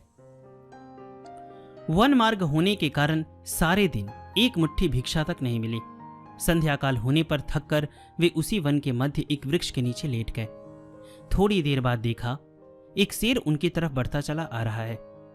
स्वामी जी जरा भी विचलित नहीं हुए। सोचने लगे, अच्छा हुआ मैं भी भूखा हूं और शेर भी भूखा है। मेरे द्वारा जगत कल्याण की कोई संभावना तो देखी नहीं जाती, अतः मेरे शरीर की सहायता से यदि इस पशु की क्षुधा ही तृप्त हो जाती है तो इसमें खराब क्या है? यह सोचकर वे चुपचाप लेटे रहे, जिससे शेर उनके ऊपर झपट पड़े। पर शेर ने उन्हें देखकर भी अनदेखा कर दिया और अकस्मात मुंह पलटकर जंगल में अदृश्य हो गया। स्वामी जी ने सोचा शायद वह फिर वापस आए। सारी रात वृक्ष के नीचे लेटे लेटे उन्होंने शेर की प्रतीक्षा की, किंतु शेर फिर लौटकर नहीं आया। परिव्राजक स्वामी जी के साथ मैसूर महाराज का घनिष्ठ संबंध था। अन्य लोगों के समान ही मैसूर महाराज स्वामी जी की प्रतिभा और व्यक्तित्व से अभिभूत थे। एक दिन महाराज ने स्वामी जी से प्रश्न किया, स्वामी जी, मेरे सभासदों के संबंध में आपकी क्या राय है? सभासद वहीं उपस्थित थे। उनके सामने ही स्वामी जी ने कहा, सभासदों का स्वभाव सर्वत्र समान होता है। स्वामी जी के इस स्पष्ट संकेत के लिए महाराज प्रस्तुत नहीं थे। उन्होंने आपत्ति करते हुए कहा, नहीं नहीं नहीं स्वामी जी, मेरे सभासदों में अंततः इस प्रकार का कोई व्यक्ति नहीं है। स्वामी जी ने कहा, किंतु महाराज, सभासदों का काम ही होता है राजा के धन को खिसकाकर अंग्रेज सरकार के प्रतिनिधि को देना। महाराज ने शीघ्रता से बात को दूसरी ओर मोड़ दिया और कुछ क्षण बाद स्वामी जी को अपने कक्ष में ले जाकर कहने लगे, देखिए स्वामी जी, अत्यधिक स्पष्टवादिता अनेक समय निरापद नहीं होती है। आपने मेरे सभासदों के सामने जिस प्रकार की बातें कही थी, यदि भविष्य में भी इसी प्रकार बोलते रहेंगे तो मुझे भय है कि कहीं कोई आपके ऊपर विष प्रयोग न कर बैठे। स्वामी जी ने उत्तर दिया, आपने क्या कहा? आप क्या सोचते हैं कि जो वास्तव में साधु है वे सत्य बोलने में भय करेंगे? जीवन का भय रहने पर भी मेरी स्पष्टवादिता पर कोई आंच नहीं आ सकती। महाराज, मान लीजिए यदि आपका पुत्र कल मुझसे पूछे कि मेरे पिताजी के संबंध में आपके क्या विचार हैं, तब क्या मुझे आपके उन सब गुणों का बखान करना होगा जिनके विषय में निश्चित रूप से जानता हूं कि आप उसके अधिकारी कभी नहीं रहे, कभी भी नहीं? इस प्रकार के स्पष्टवादी होने के कारण ही स्वामी जी की यह विशेषता थी कि किसी में कोई दोष देखने पर उसके सामने ही वे भर्त्सना करते थे, किंतु पीठ पीछे उसके गुणों का ही वर्णन करते। उस समय उनके मन में उसका दोष मानो तिरोहित हो जाता। स्वामी जी के गुरु भाई स्वामी तुरानंद जी से एक घटना का पता चलता है। विदेश गमन के कुछ दिन पहले आबू रोड में स्वामी जी ने तुरानंद से कहा, हरि भाई, मैं अभी तक तुम लोगों के तथाकथित धर्म को नहीं समझ पा रहा हूं। यह कहते कहते स्वामी जी के मुख पर विषाद की गहरी छाया उभर आई। अपने हृदय पर उन्होंने हाथ रखकर कहा, किंतु मेरा हृदय इतना विशाल हो गया है कि दूसरे के दुख को अनुभव करना सीख लिया हूं। विश्वास करो, तीव्र दुखानुभूति मुझ में जाग रही है। स्वामी जी का गला रुध गया, नेत्रों से अश्रु बहने लगे। स्वामी तुरानंद स्तब्ध हो गए। उन्होंने मन ही मन सोचा, बुद्ध ने क्या ठीक ऐसा ही अनुभव नहीं किया था और ऐसी ही बात नहीं कही थी? तुरानंद ने जैसे स्पष्ट रूप से देखा, संसार के दुख के कारण स्वामी जी का हृदय आलोड़ित हो उठा है। उनका हृदय मानो एक बहुत कड़ाही है जिसमें वे एक ऐसा मलहम तैयार करने जा रहे हैं जिससे संसार का समस्त दुख दूर हो जाएगा। स्वामी जी स्वयं के प्रति श्रद्धा करते थे। उनके मन में अपने देश और जाति के प्रति श्रद्धा थी। साथ ही साथ वे चाहते थे कि भारतवर्ष के प्रत्येक नागरिक में आत्ममर्यादा की भावना प्रतिष्ठित हो। विदेश गमन के पूर्व की एक और घटना है। आबू रोड स्टेशन पर स्वामी जी गाड़ी में बैठे हैं। गाड़ी चलने में अभी देर है। उनके एक बंगाली भाषी अनुयायी गाड़ी के डिब्बे में साथ बैठकर उनसे बात कर रहे हैं। उसी समय एक अंग्रेज टिकट चेकर ने आकर उन सज्जन को गाड़ी से उतर जाने के लिए कहा। वे सज्जन भी रेल कर्मचारी ही थे। अंग्रेज को उन्होंने यह समझाने की चेष्टा की कि उन्होंने नियम के विरुद्ध कुछ भी नहीं किया है। अंग्रेज ने उनकी बात पर कान ही नहीं दिया। फलस्वरूप दोनों में तर्क वितर्क होने लगा। जब झगड़ा बढ़ता ही गया तब स्वामी जी ने मध्यस्थता करने की चेष्टा की। अंग्रेज ने स्वामी जी को सामान्य सन्यासी समझा, इसलिए उन्हें धमकाते हुए कहा, तुम क्यों बात करता है? इस बार स्वामी जी गरज उठे, तुम क्यों कहते हो? ठीक प्रकार व्यवहार करना भी नहीं जानते? फर्स्ट क्लास और सेकंड क्लास के यात्रियों की तुम देखभाल करते हो और लोगों के साथ कैसे व्यवहार किया जाता है यह भी नहीं जानते? आप क्यों नहीं कहते? अन्य कोई उपाय न देखकर अंग्रेज ने इस बार अंग्रेजी में कहा, मैं दुखित हूं। मैं इस भाषा को भली प्रकार नहीं जानता। मैं केवल इस आदमी को। स्वामी जी को और सहन नहीं हुआ। बात समाप्त भी नहीं हुई थी कि वे तीव्र स्वर में बोल पड़े, तुमने यह कहा कि तुम हिंदी भाषा को अच्छी तरह नहीं जानते। मैं देखता हूं कि तुम अपनी भाषा भी ठीक तरह से नहीं जानते। आदमी किसको कह रहे हो? वह एक सज्जन व्यक्ति है। स्वामी जी ने उस अंग्रेज से कहा कि उसके दुर्व्यवहार की चर्चा वे ऊपर वाले अधिकारियों से करेंगे। भयभीत होकर अंग्रेज उसी दम चुपचाप खिसक गया। चारों ओर भीड़ जमा हो गई। स्वामी जी के साथ उस बंगाली सज्जन के अतिरिक्त मुंशी जगमोहन लाल भी थे। अंग्रेज के चले जाने पर जगमोहन लाल की ओर घूमकर स्वामी जी ने कहा, यूरोपियन के साथ व्यवहार करते समय हमें किस चीज की आवश्यकता है देखा? वह है आत्मसम्मान का ज्ञान। हम कौन हैं, किस प्रकार के लोग हैं, यह न समझने के कारण ही हम ऐसा व्यवहार करते हैं कि ये लोग हमारे सिर पर चढ़ते जा रहे हैं। दूसरों के समक्ष हमें अपनी मर्यादा बनाए रखना चाहिए। ऐसा न करने पर वे हमें तुच्छ समझकर हमारा अपमान करते हैं। यह तो दुर्नीति को प्रशय देना हुआ। शिक्षा और सभ्यता में हिंदू संसार की किसी भी जाति से हीन नहीं है, किंतु वे स्वयं को हीन मानते हैं। इसलिए एक सामान्य विदेशी भी हमें लात मारता है और हम उसे चुपचाप सहन कर जाते हैं। स्वामी जी ने भारतीयों को शिक्षा दी कि कैसे अपने देश और संस्कृति के प्रति श्रद्धा करनी चाहिए। विदेश में पाश्चात्य सभ्यता के वैभव के सम्मुख खड़े होकर भी उनके मन में किसी प्रकार का हीनत्व बोध नहीं हुआ, क्योंकि उन्होंने अनुभव किया था कि विश्व को पाश्चात्य भौतिक सभ्यता की अपेक्षा भारत की अध्यात्म आधारित सभ्यता की अनिवार्यता किसी भी प्रकार कम नहीं वरन अधिक ही है। इसलिए उन्होंने गर्व और दृढ़ता के साथ उच्च स्वर से भारतीय संस्कृति एवं सभ्यता की महिमा की उद्घोषणा की। उनके इस दृढ़ एवं साहसी मनोभाव का ही परिणाम था कि पाश्चात्य देशों के हजार हजार लोग भारत और भारतीय सभ्यता के प्रति श्रद्धा से नत हो गए। धर्म सभा में विश्ववासियों के समक्ष वे किस रूप से उद्भासित हुए थे, इसका उदाहरण एनी बेसेंट का यह वक्तव्य है।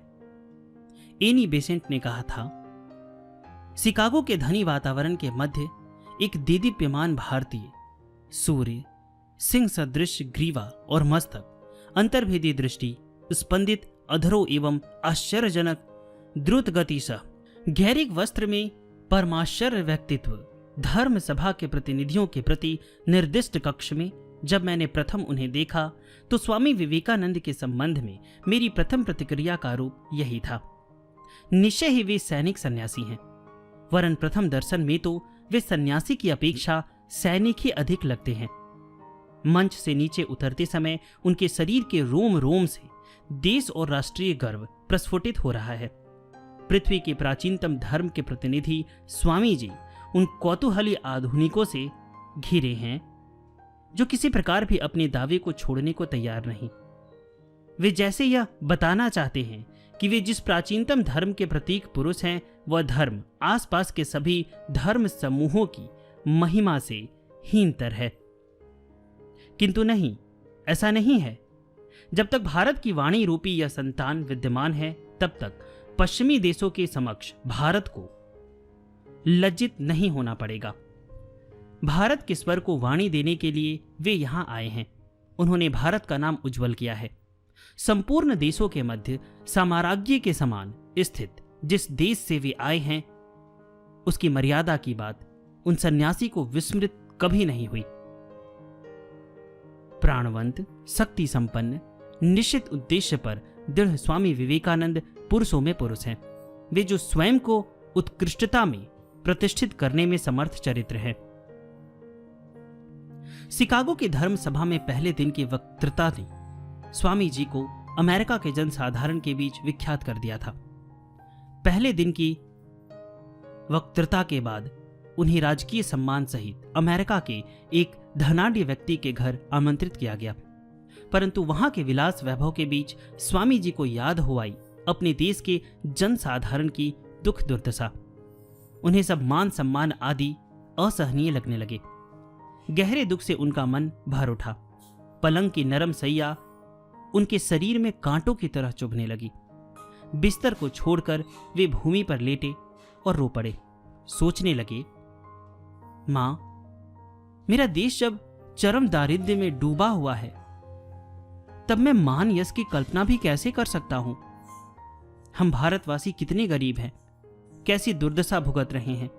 एक मुट्ठी अन्न के लिए हमारे लाखों लोग मारे जाते हैं और इस देश के लोग व्यक्तिगत आनंद उपभोग के लिए लाखों रुपए पानी की तरह बहा डालते हैं। भारत के जनमानस को कौन उठाएगा? हमारे लिए अन्न कौन जुटाएगा? मां, पथ प्रदर्शन करो, मैं कैसे उनकी सेवा कर सकता हूं। इसके कुछ वर्षों बाद की घटना है। बेलूड़ मठ में स्वामी जी जिस कमरे में हैं, उसके साथ वाले कमरे में उनके एक गुरु भाई स्वामी विज्ञानानंद यानी हरि प्रसन्न महाराज, जिन्हें स्वामी जी स्नेहपूर्वक पेशन कहकर पुकारते थे, हैं। एक दिन मध्य रात्रि काल में रोने की आवाज सुनकर उनकी नींद टूट गई। बिस्तर छोड़कर तत्क्षण जब स्वामी जी के कमरे में झांका तो देखा कि जमीन पर पड़े स्वामी जी करुण स्वर में रुदन कर रहे हैं। विज्ञानानंद ने पूछा, स्वामी जी, आपकी तबीयत ठीक नहीं है क्या? उनकी आवाज सुनकर स्वामी जी को चेत आया। चौंक कर वे बोले, कौन? पेशन? मैंने सोचा था तुम सब सो गए हो। तबीयत ठीक है, परंतु देश की दुर्दशा की याद कर मुझे नींद नहीं आ रही है। मन छटपटा रहा है। इसलिए ठाकुर से प्रार्थना कर रहा हूं कि देश में सुदिनों का आगमन हो और इन बुरे दिनों का अंत हो जाए। देश के लिए दुख झेलना, देश को प्यार करना मानो मूर्त रूप में स्वामी जी के अंदर विद्यमान था। स्वामी जी के संसर्ग में जो भी आते, उनके मन में भी भारत प्रेम की भावनाएं हिलोरे लेने लगती। भगनी क्रिश्चियन लिखती है, मुझे ऐसा लगता है जिस समय हमने पहली बार इस अद्भुत कंठ स्वर से इंडिया शब्द उच्चारण होते सुना, उसी समय से हमारे मन में भारत प्रेम की भावना का उद्भव हुआ। 5 वर्णों के मेल से बने इस छोटे से शब्द में इतना कुछ भर दिया जा सकता है, यह विश्वास नहीं होता है। उसमें प्रेम था, तीव्र आवेग था, गर्व था, घर वापस लौट जाने की व्याकुलता थी, पूजा, विच्छेद वेदना, विरह एवं शौर्य था। सैकड़ों पृष्ठ लिखकर भी कोई किसी दूसरे के मन में इस प्रकार के भाव जागृत नहीं कर सकता। उनके मुख से उच्चारित उस शब्द में ऐसा जादू था जो प्रत्येक श्रोता के मन में स्वप्न भूमि बन गया है।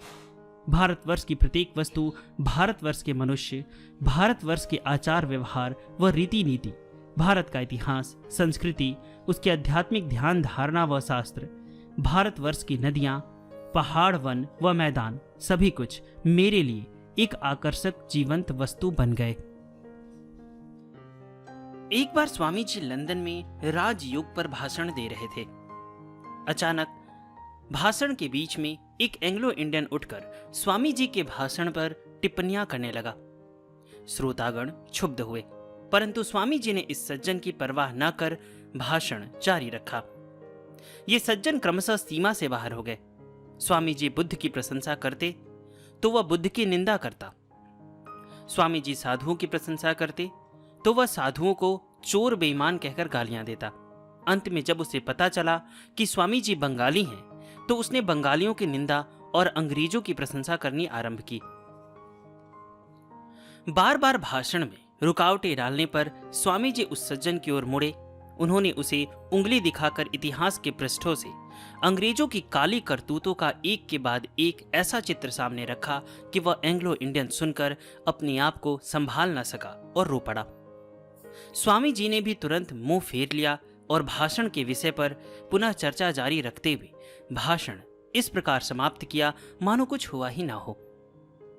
अमेरिका में स्वामी जी ने अपने एक भाषण में पाश्चात्य देशों द्वारा भारत की तीव्र निंदा की समालोचना करते हुए कहा था, यदि सारा भारतवर्ष मिलकर हिंद महासागर के नीचे जितना कीचड़ है सब उठाकर पाश्चात्य देशों पर फेंक मारे, तब भी आप लोगों ने हमारे विरुद्ध जो किया है उसका अंश मात्र भी प्रतिशोध ना होगा। अमेरिका के पश्चिमी प्रांत की एक नगरी में स्वामी जी ने एक बार अपने भाषण में कहा था, जो सर्वोत्तम सत्य तक पहुंच सकते हैं उन्हें कुछ भी विचलित नहीं कर सकता। इस बात को कुछ चरवाहों ने सुना। उन्होंने निश्चय किया कि स्वामी जी की इस बात का वे स्वामी जी पर ही प्रयोग करेंगे। जब स्वामी जी उनके गांव में भाषण देने आए, तब उन्होंने एक टब उलटकर उसके ऊपर स्वामी जी को खड़े होकर भाषण देने को कहा। स्वामी जी बिना हिचकिचाहट के तैयार हो गए और कुछ ही क्षणों में वे भाषण में डूब गए। इतने में उनके कानों के पास से साए साए करती हुई बंदूक की गोलियां निकलने लगी, लेकिन स्वामी जी ने बिंदु मात्र विचलित न होकर भाषण जारी रखा। भाषण खत्म होने पर उन चरवाहों ने स्वामी जी को घेर लिया और उनसे हाथ मिलाकर कहा, हां, तुम सचमुच असली आदमी हो। स्वामी जी उस समय अमेरिका में सुप्रतिष्ठित हो चुके थे। किसी एक स्टेशन पर ट्रेन से उतरते ही उनका भव्य स्वागत किया जा रहा था। इतने में एक निग्रो कूली ने उनकी ओर अपना हाथ बढ़ाकर कहा कि उसने सुन रखा है कि वे उसी के सजाती हैं। उनके गौरव से निग्रो समाज गौरव का अनुभव करता है, अतः वह उनसे हाथ मिलाने के सौभाग्य का अधिकारी होना चाहता है।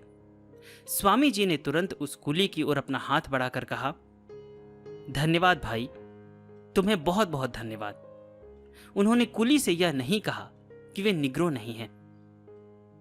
अमेरिका के अनेक होटलों में उन्हें निग्रो मानकर घुसने नहीं दिया जाता था तथा उन्हें अपमानित भी किया जाता था, परंतु उन्होंने कभी भी यह नहीं कहा कि वे निग्रो नहीं हैं। एक बार एक पाश्चात्य शिष्य ने उनसे पूछा था कि वे इन मामलों में अपना असली परिचय क्यों नहीं देते। स्वामी जी ने कहा था, क्या हम दूसरों को निम्न दिखाकर खुद ऊंचे हो जाएंगे? मैंने तो इसलिए जन्म ग्रहण नहीं किया है। मैडम एमा काल्वे फ्रांस की एक विख्यात ओपेरा गायिका थी। अमेरिका में उनका बहुत नाम था। परंतु उनके व्यक्तिगत जीवन में शांति न थी। वह सदा भोग विलास में डूबी रहती थी। तिस पर वह स्वभाव से अत्यंत ठीर एवं उग्र थी, इसलिए उन्हें शांति न थी। सन 1894 ईस्वी के मार्च महीने में जब वह शिकागो आई, तब उनको एक गहरा सदमा पहुंचा। उनकी इकलौती बेटी की शिकागो में ही आग से जलने के कारण मृत्यु हो गई थी। इस दुखद घटना ने काल्वे को पागल सा कर दिया। इस अवस्था में उनकी एक सहेली ने उन्हें स्वामी जी से साक्षात्कार करवाना चाहा, पर काल्वे तैयार नहीं हुई। उन्हें लगा कि उनके लिए सिर्फ एक ही रास्ता खुला है और वह है आत्महत्या। उन्होंने उसकी चेष्टा भी की। लगातार 4 बार उन्होंने आत्महत्या करने की चेष्टा की, किंतु विफल रही। अंत में एक दिन अचानक वह स्वचालित यंत्र की तरह अपने आप ही स्वामी जी के आवास पर जा पहुंची। वह स्वामी जी के आवास पर बैठक खाने में प्रतीक्षा कर रही थी कि स्वामी जी ने उन्हें अंदर बुलाया। मंत्र मुग्ध सी वह अंदर जाकर देखती है कि स्वामी जी ध्यानासन पर बैठे हैं और पलके उठाए बगैर ही उन्होंने शांत और स्निग्ध स्वर में कहा, बेटी, तुमने कैसा अशांत वातावरण अपने चारों ओर बना लिया है। शांत होकर बैठो, यह तुम्हारे आध्यात्मिक कल्याण के लिए अत्यंत जरूरी है। इसके बाद स्वामी जी काल्वे के जीवन की विभिन्न घटनाओं का एक के बाद एक जिक्र करने लगे, जिसका पता काल्वे के अत्यंत मित्रों को भी ज्ञात नहीं था। काल्वे स्वामी जी के साथ बहुत देर तक रही। तत्पश्चात विदाई लेने का समय आने पर स्वामी जी ने कहा, सब कुछ भूल जाना होगा, फिर से खुशी एवं सुखी हो, शरीर को स्वस्थ रखो, चुपचाप बैठकर सिर्फ दुख की बात मत सोचा करो। क्षण भर में काल्वे के मन में सभी तरह के अशांति एवं दुख न जाने कहां गायब हो गए। उसे लगा कि स्वामी जी ने उसके मन से सभी प्रकार की जटिलताओं को दूर करके उसके स्थान पर अपनी पवित्र एवं शांत भाव राशि उड़ेल दी है। उस दिन काल्वे ने एक नया जीवन प्रारंभ किया। प्रख्यात धन कुबेर जॉन डी रॉकफेलर एक दिन अचानक स्वामी जी के समीप उपस्थित हुए। अपने दोस्तों से अनेक बार उन्होंने स्वामी जी के बारे में सुना था। बहुतों ने उन्हें स्वामी जी से मिलने को कहा, किंतु हर बार उन्होंने कोई न कोई बहाना बनाकर टाल दिया। रॉकफेलर अत्यंत ही दृढ़ चित्त के मनुष्य थे। दूसरा कोई उन्हें आसानी से प्रभावित नहीं कर सकता था। वे ही एक दिन स्वामी जी के निवास स्थान पर जा पहुंचे। सीधे स्वामी जी के पठन गृह में चले गए। स्वामी जी मेज की दूसरी ओर बैठे थे। कौन आया है, इसे देखने के लिए आंख तक नहीं उठाई। स्वामी जी ने बिना पलके उठाए ही रॉकफेलर के जीवन की ऐसी घटनाओं का जिक्र किया जो उन्हें छोड़कर और किसी को भी पता न था। रॉकफेलर आश्चर्यचकित हो गए, परंतु उन्होंने घुटने न टेके। स्वामी जी ने रॉकफेलर से आगे कहा, आपका जमाया हुआ धन आपके लिए नहीं है। आप केवल इस धन के सद्व्यवहार के एक माध्यम मात्र हैं। आपका कर्तव्य है कि इससे संसार का कल्याण करें। ईश्वर ने आपको अपार धन संपत्ति दी।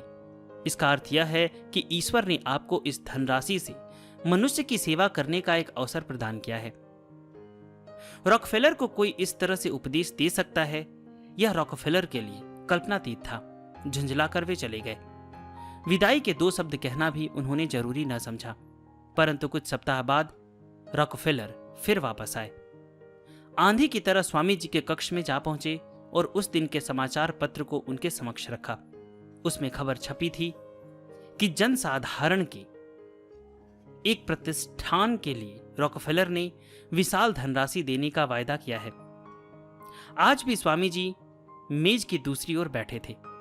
रॉकफेलर ने समाचार पत्र को दिखाते हुए क्रोधित होकर कहा, यह लीजिए, अब तो आप खुश होंगे और इसके लिए आप मुझे धन्यवाद दे सकते हैं। स्वामी जी बिना आंख उठाए और बिना हिले डुले समाचार पत्र को पढ़कर धीमे से बोले, धन्यवाद तो आपको ही मुझे देना चाहिए। बाद में चलकर जो असाधारण दानी के रूप में विख्यात हुए थे, उसी जॉन डी रॉकफेलर का यह सर्वसाधारण के प्रति पहला बड़ा दान था। अमेरिका के तत्कालीन अज्ञेयवादी वक्ता रॉबर्ट इंगरसोल के साथ स्वामी जी का परिचय हुआ था। दोनों बिल्कुल विपरीत समाज के रहने वाले थे। इंगरसोल धर्म विरोधी, इंद्रियातीत सत्य के परम विरोधी थे और स्वामी जी थे सच्चे अर्थ में धार्मिक, शाश्वत सत्य में आस्था रखने वाले। वे धार्मिक संकीर्णता और आडंबर के विरोधी थे। इंगरसोल ने एक दिन स्वामी जी से कहा, मैं इस संसार को जितना हो सके भोग लेने में विश्वास करता हूं।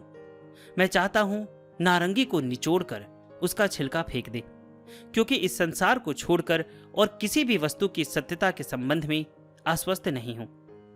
स्वामी जी ने उत्तर दिया, इस संसार रूपी नारंगी को जिस तरह निचोड़ना चाहते हैं, मुझे उससे अधिक बेहतर उपाय मालूम है और मुझे उससे अधिक रस भी मिलता है। मुझे मालूम है कि मेरा नाश नहीं होने वाला है, अतः मुझ में व्यस्तता भी नहीं है। मुझे मालूम है कि मुझ में डर नाम की कोई चीज नहीं है, अतः मुझे निचोड़ने में सुख मिलता है। मेरा कोई कर्तव्य नहीं है, स्त्री का, पुत्र का, संपत्ति का कोई बंधन नहीं है, अतः मैं नर नारी को प्यार करने में सक्षम हूं। मेरे लिए सभी ईश्वर हैं।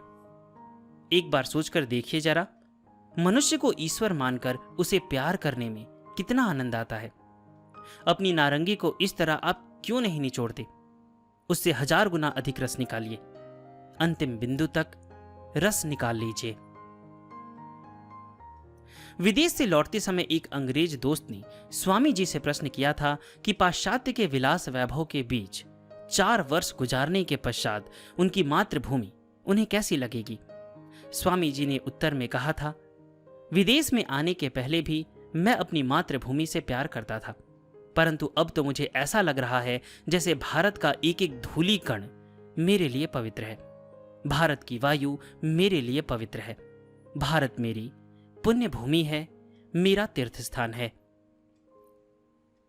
स्वामी जी जब विदेश से भारत आ रहे थे, तब जलियान में 2 ईसाई मिशनरी जानबूझकर स्वामी जी के साथ हिंदू धर्म एवं ईसाई की तुलनात्मक चर्चा करने लगे। जब आलोचना में वे पछाड़ खाने लगे, तब उन्होंने अत्यंत भद्दी एवं अश्लील भाषा में हिंदू और हिंदू धर्म की निंदा शुरू कर दी। स्वामी जी जब तक हो सका धैर्य धारण करते रहे, परंतु अंत में उनसे रहा ना गया। धीरे धीरे एक के पास जाकर अचानक उन्होंने उसकी कमीज की कॉलर कसकर पकड़ा। उसके बाद मजाक में परंतु दृढ़ स्वर में बोले, अगर मेरे धर्म की निंदा की तो जहाज से नीचे फेंक दूंगा। वह मिशनरी डर के मारे कांपता हुआ बोला, कृपया मुझे छोड़ दीजिए, फिर कभी ऐसी भूल ना करूंगा। उसके पश्चात जब भी जहाज में उनकी स्वामी जी से मुलाकात होती, तब नम्रता से पेश आते थे। इस घटना का उल्लेख करते हुए स्वामी जी भारत वापस आकर एक दिन श्री प्रियनाथ सिंह को कह रहे थे, अच्छा सिंह, तुम्हारी मां का यदि अपमान करे तो तुम क्या करते? प्रियनाथ बाबू ने जवाब दिया, महाशय, उसकी गर्दन पकड़कर उसे उचित शिक्षा देता। स्वामी जी बोले, अच्छी बात है। यदि तुम्हारे मन में धर्म के प्रति भी ठीक वैसी ही भक्ति रहती तो तुम कभी भी एक हिंदू लड़के को ईसाई होते नहीं देख सकते थे। परंतु देखो, रोज ऐसी घटनाएं घट रही है, परंतु तुम लोग चुप्पी साधे बैठे हो। तुम लोगों का विश्वास किधर गया? देश के प्रति ममता कहां चली गई? तुम्हारे सामने ये पादरी लोग तुम्हारे धर्म को गालियां दे रहे हैं, परंतु कितनों ने इसका प्रतिकार करने की चेष्टा की है। तुम लोगों में कितनों का रक्त इससे गर्म हो गया है। विदेश से वापस आने के बाद स्वामी जी की तबीयत बिगड़ गई। स्वस्थ होने के लिए वे दार्जिलिंग गए थे। एक दिन प्रातःकाल लोगों के साथ टहलने निकले। पास ही एक भूटिया स्त्री पीठ पर बहुत भारी वजन लेकर बड़े कष्ट से चल रही थी। स्वामी जी अपलक उसे देख रहे थे। उस स्त्री का कष्ट मानो पूरी तरह अनुभव कर रहे थे। अचानक वो स्त्री ठोकर खाकर उस बोझ के साथ गिर पड़ी। उसके पंजर में बहुत जोर से चोट आई। स्वामी जी भी साथ ही साथ अपने पंजर में तीव्र वेदना अनुभव करने लगे। वे एकदम रुक गए। कुछ देर बाद उन्होंने कहा कि उन्हें बहुत जोर से चोट लगी है और वे आगे नहीं जा सकते। साथ वालों ने पूछा, स्वामी जी, कहाँ चोट लगी है? उन्होंने अपना पंजर दिखाते हुए कहा, यहां पर लगी है। तुम देखते नहीं, उस स्त्री को चोट पहुंची है। जिन लोगों की अनुभूति अत्यंत तीव्र होती है, उनके साथ ऐसी घटनाएं प्रायः ही घटती है। श्री रामकृष्ण के जीवन में ऐसी घटनाएं देखने को मिलती है। गंगा की मझधार में झगड़ा करते करते एक मल्लाह ने दूसरे की पीठ पर बड़े जोर से एक तमाचा दे मारा। इस दृश्य को देखकर नदी के किनारे बैठे श्री रामकृष्ण उस तमाचे की चोट का अपनी पीठ पर अनुभव कर चीख उठे थे। लाहौर में स्वामी जी की भेंट अपने एक बाल सखा मोतीलाल बसु के साथ हुई। वे ग्रेट इंडियन सर्कस के सर्वोच्चतम स्वत्वाधिकारी थे एवं सर्कस का खेल दिखाने लाहौर आए हुए थे। एक लंबे अरसे के बाद दोस्त को पाकर स्वामी जी पहले की ही तरह अति उल्लास के साथ गप्पे लड़ाने लगे, परंतु मोतीलाल अपने विश्वविख्यात दोस्त से बातें करने में झिझक का अनुभव कर रहे थे। अंत में उन्होंने डरते हुए पूछा, भाई तुम्हें अब क्या कहकर पुकारूंगा? स्वामी जी ने कहा, मोती क्या तुम पागल हो गए हो? मैं क्या बना हूं? मैं अभी भी वही हूं और तुम भी वही मोती हो। स्वामी जी ने जैसे ये शब्द कहे कि मोतीलाल बाबू का सारा संकोच दूर हो गया। अमेरिका से वापस आने के बाद स्वामी जी अलवार आए। स्टेशन पर उन्हें देखने के लिए अनगिनत दोस्त, अनुरागी एवं गणमान्य व्यक्ति आए थे। अचानक स्वामी जी की दृष्टि पड़ी कुछ दूर पर खड़े अपने एक अनुरक्त भक्त पर, जो दीनहीन अवस्था में थे। इतने दिनों में स्वामी जी के दर्शन पाने का आनंद उसके मुखमंडल पर स्पष्ट प्रतिबिंबित हो रहा था। वह भी स्वामी जी का सानिध्य पाना चाहता था, परंतु गणमान्य व्यक्तियों की भीड़ से रास्ता बनाकर स्वामी जी के पास पहुंचना उसके साहस के परे था। अपने भक्त को देखते ही स्वामी जी स्थान काल, रीति रिवाज, लोक लज्जा भूलकर चिल्लाकर बुलाते हैं, राम स्नेही, राम स्नेही। चारों ओर की भीड़ को हटाकर उन्होंने उसे अपने पास बुलाया। फिर पहले की तरह दिल खोलकर उसके साथ बातें करने लगे। अलवार राज्य के अनेक धनी भक्तों के यहां से आमंत्रण पहुंचा, परंतु स्वामी जी ने एक दरिद्र वृद्धा का निमंत्रण ही सबसे पहले अति आनंद के साथ स्वीकार किया। उन्हें स्मरण हुआ कि अपने परिव्राजक जीवन में इस वृद्धा से भिक्षा लेकर उन्होंने अपनी क्षुधा शांत की थी। स्वामी जी ने कहलवा भेजा कि वे उसके हाथ की बनी वही मोटी मोटी रोटी फिर से खाने के इच्छुक हैं। स्वामी जी अपने कुछ शिष्यों सहित वृद्धा के घर आए और वृद्धा इस कारण आनंद से फूली नहीं समाई। स्वामी जी के कहने के अनुसार उसने मोटी मोटी रोटियां बनाई थी।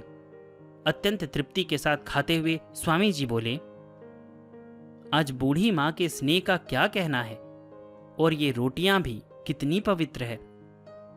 विदाई लेने से पहले स्वामी जी वृद्धा की सेवा के लिए उससे छिपाकर गृह स्वामी को 100 रुपए का नोट दे आए।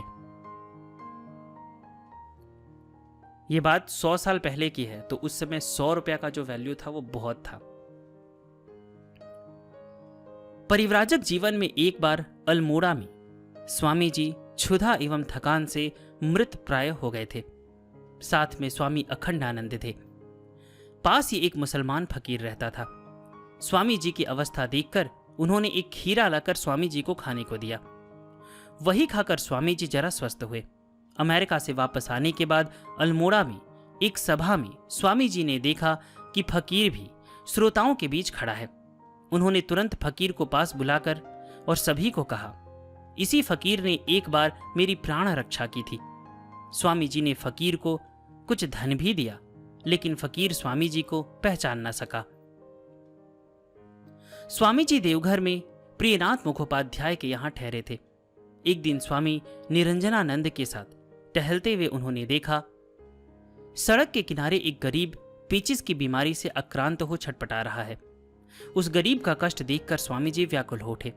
उन्होंने सोचा, इसे तुरंत रास्ते से उठाकर ले जाना होगा तथा अच्छी तरह से इसकी देखभाल व चिकित्सा करनी पड़ेगी। परंतु वे तो स्वयं ही दूसरों के घर में ठहरे हुए थे। वहां ले जाने से कहीं प्रियनाथ बाबू बुरा न मान ले। क्षण भर के लिए स्वामी जी हिचकिचाए। फिर उन्होंने निश्चय किया कि जो भी हो, वे इसे ले जाकर इसकी सेवा अवश्य ही करेंगे। दोनों गुरु भाई मिलकर उस आदमी को किसी तरह प्रियनाथ बाबू के घर ले गए। एक कमरे में उसे लिटाकर, उसे नहलाकर, नए कपड़े पहनाकर उसे आग से सेकने लगे। इस तरह सेवा करने से वह व्यक्ति स्वस्थ हो गया। इस घटना को देखकर प्रियनाथ बाबू मुक्त हो गए। पंडित सखाराम गणेश देवस्कर हितवादी पत्रिका के विख्यात संपादक स्वामी जी के पास भेंट करने आए। साथ में 2 और सज्जन भी लाए। उन लोगों में एक पंजाबी थे। जानकर स्वामी जी ने उन लोगों के साथ केवल इस प्रदेश की अन्य समस्या तथा आनुषंगिक कुछ अन्य समस्याओं पर ही बातचीत की। वे अन्य किसी भी प्रसंग में नहीं गए।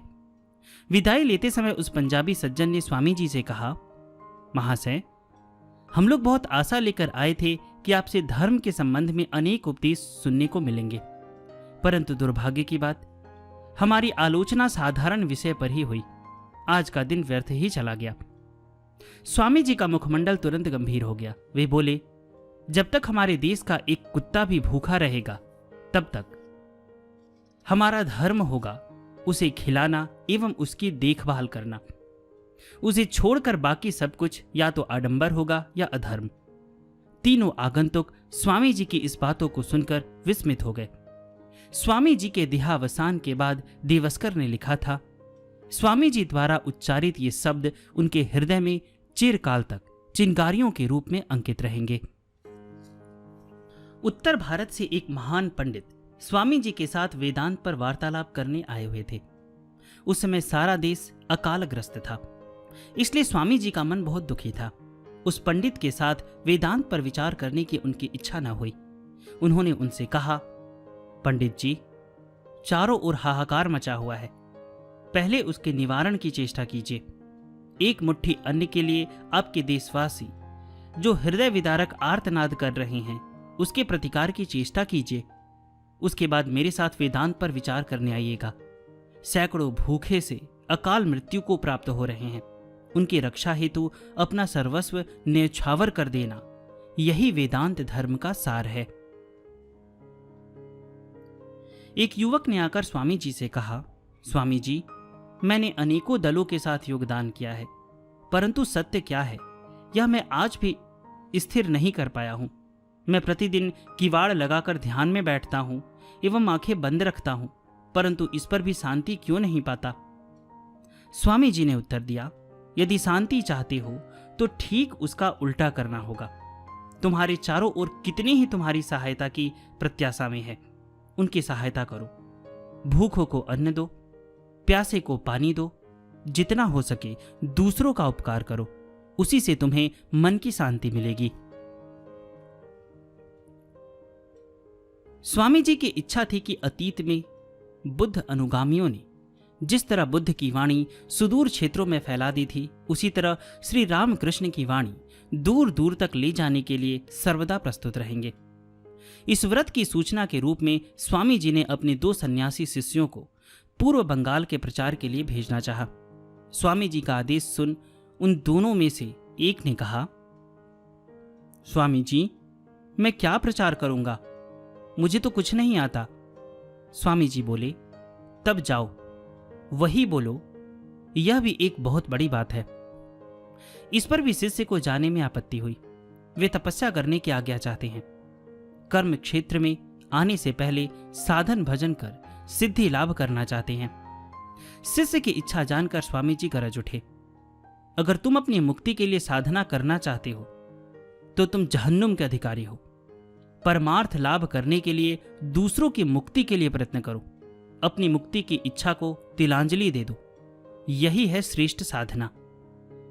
उसके बाद थोड़ा शांत होकर बोले, मेरे बच्चे, काम में लग जाओ, तन मन से काम में जुट जाओ, यही काम की बात है। फल की ओर मत देखो। यदि दूसरों का कल्याण करते हुए नरक में जाना पड़े तो उसमें बुराई ही क्या। स्वार्थी बनकर स्वयं स्वर्ग लाभ करने से वह कहीं अच्छा है। स्वामी जी बेलूड़ मठ में कमरे के बरामदे में टहल रहे थे। मध्य रात्रि का समय रहा होगा। अचानक गंगा की धारा पर से एक आर्तनाद उनके कानों में आया, मां गंगे, मेरी रक्षा करो। स्वामी जी ठिठक कर खड़े हो गए। दूर गंगा की धारा के मध्य एक आदमी बहा जा रहा था। स्वामी जी बोले, यदि कोई इस मनुष्य को बचाने के लिए अपने प्राण दे सके तो उसे किसी भी चीज की जरूरत नहीं है, तुरंत मुक्ति।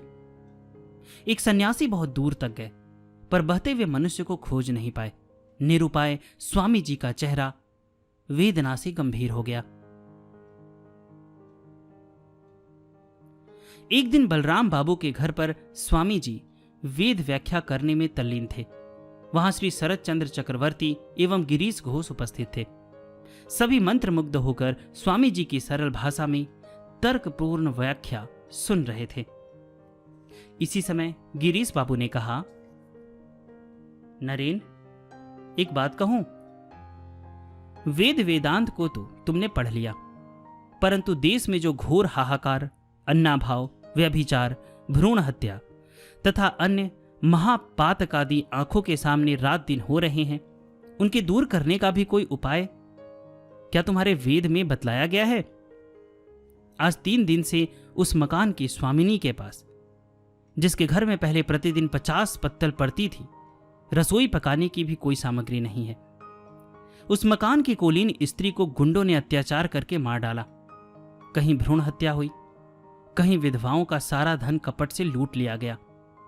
इन सब अत्याचारों के रोकने का कोई उपाय क्या तुम्हारे वेद में है? इस प्रकार जब गिरीश बाबू सामाजिक भीषण चित्रों को सामने लाने लगे तो स्वामी जी निस्तब्ध होकर बैठ गए। जगत के दुख और कष्ट को सोचते सोचते स्वामी जी की आंखों में आंसू आ गए। आंसू रोकने के लिए वे कमरे से बाहर चले गए। तब गिरीश चंद्र घोष ने शरद चंद्र चक्रवर्ती से कहा, देखो स्वामी जी कैसे उदार हृदय के हैं। मैं तुम्हारे स्वामी जी पर केवल इसी कारण श्रद्धा नहीं रखता कि वे वेद वेदांत के जानने वाले एक बड़े पंडित हैं, वरन यह कि जीवों के दुख से जो रो पड़े और दुख से विहल होकर बाहर चले गए, मैं उनके इसी सच्चे हृदय के कारण उनका सम्मान करता हूं।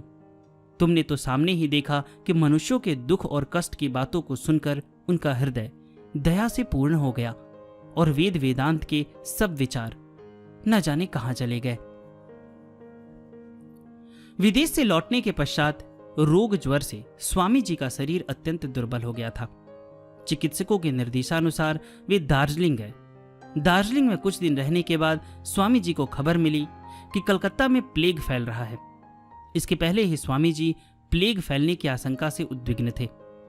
दार्जिलिंग में मैकलाउड को लिखी चिट्ठी से स्वामी जी के तात्कालीन मनोभाव का पता चलता है। स्वामी जी ने उन्हें लिखा था, मैंने जिस शहर में जन्म ग्रहण किया है, वहां यदि प्लेग फैली तो मैं उसके प्रतिकार में ही आत्मोत्सर्ग करूंगा। यही मैंने स्थिर किया है। और इस संसार में जितने महापुरुषों ने आलोक की किरणें बिखेरी है, उनके आहुति देने की अपेक्षा यह उपाय मेरे निर्वाण के लिए सबसे उत्तम उपाय है। जब समाचार मिला कि कलकत्ता में सचमुच ही प्लेग फैल रहा है एवं उसके महामारी बनने की संभावना है, तो स्वामी जी तुरंत कलकत्ता चले आए। उन्होंने आकर देखा कि प्लेग से जितने मनुष्य की मृत्यु हुई है, उससे कहीं अधिक लोगों के मन में आतंक भर गया है। बड़ी संख्या में लोग मृत्यु के डर से शहर छोड़कर भाग रहे हैं। मनुष्यों के मन में साहस संचार करने के लिए स्वामी जी ने जन साधारण जनता के बीच घोषणा पत्र वितरित कर यह बतला दिया, रामकृष्ण मिशन उनकी सहायता के लिए उनके साथ है। उनकी सेवा के लिए मिशन खुले मन से अर्थ व सामर्थ्य लाएगा। इसके अलावा स्वामी जी ने निश्चय किया कि जगह जगह प्लेग पीड़ितों के लिए सेवा केंद्र स्थापित करेंगे, किंतु उसके लिए अनेक रुपयों की जरूरत थी। धन कहां से आएगा? एक गुरु भाई ने यह प्रश्न किया। स्वामी जी ने तुरंत उत्तर दिया, क्यों, जरूरत पड़ने पर मठ के लिए जो जमीन है उसे बेच दूंगा। हम लोग फकीर हैं, भिक्षा करके वृक्ष की छाया में सोकर दिन गुजार सकते हैं। यदि जमीन बेचने पर सैकड़ों लोगों को बचाया जा सकता है, तो वह जमीन किस काम की? जरूरत की धनराशि अन्य माध्यम से उपलब्ध होने के कारण अंततः मठ की जमीन बेचने की आवश्यकता न हुई।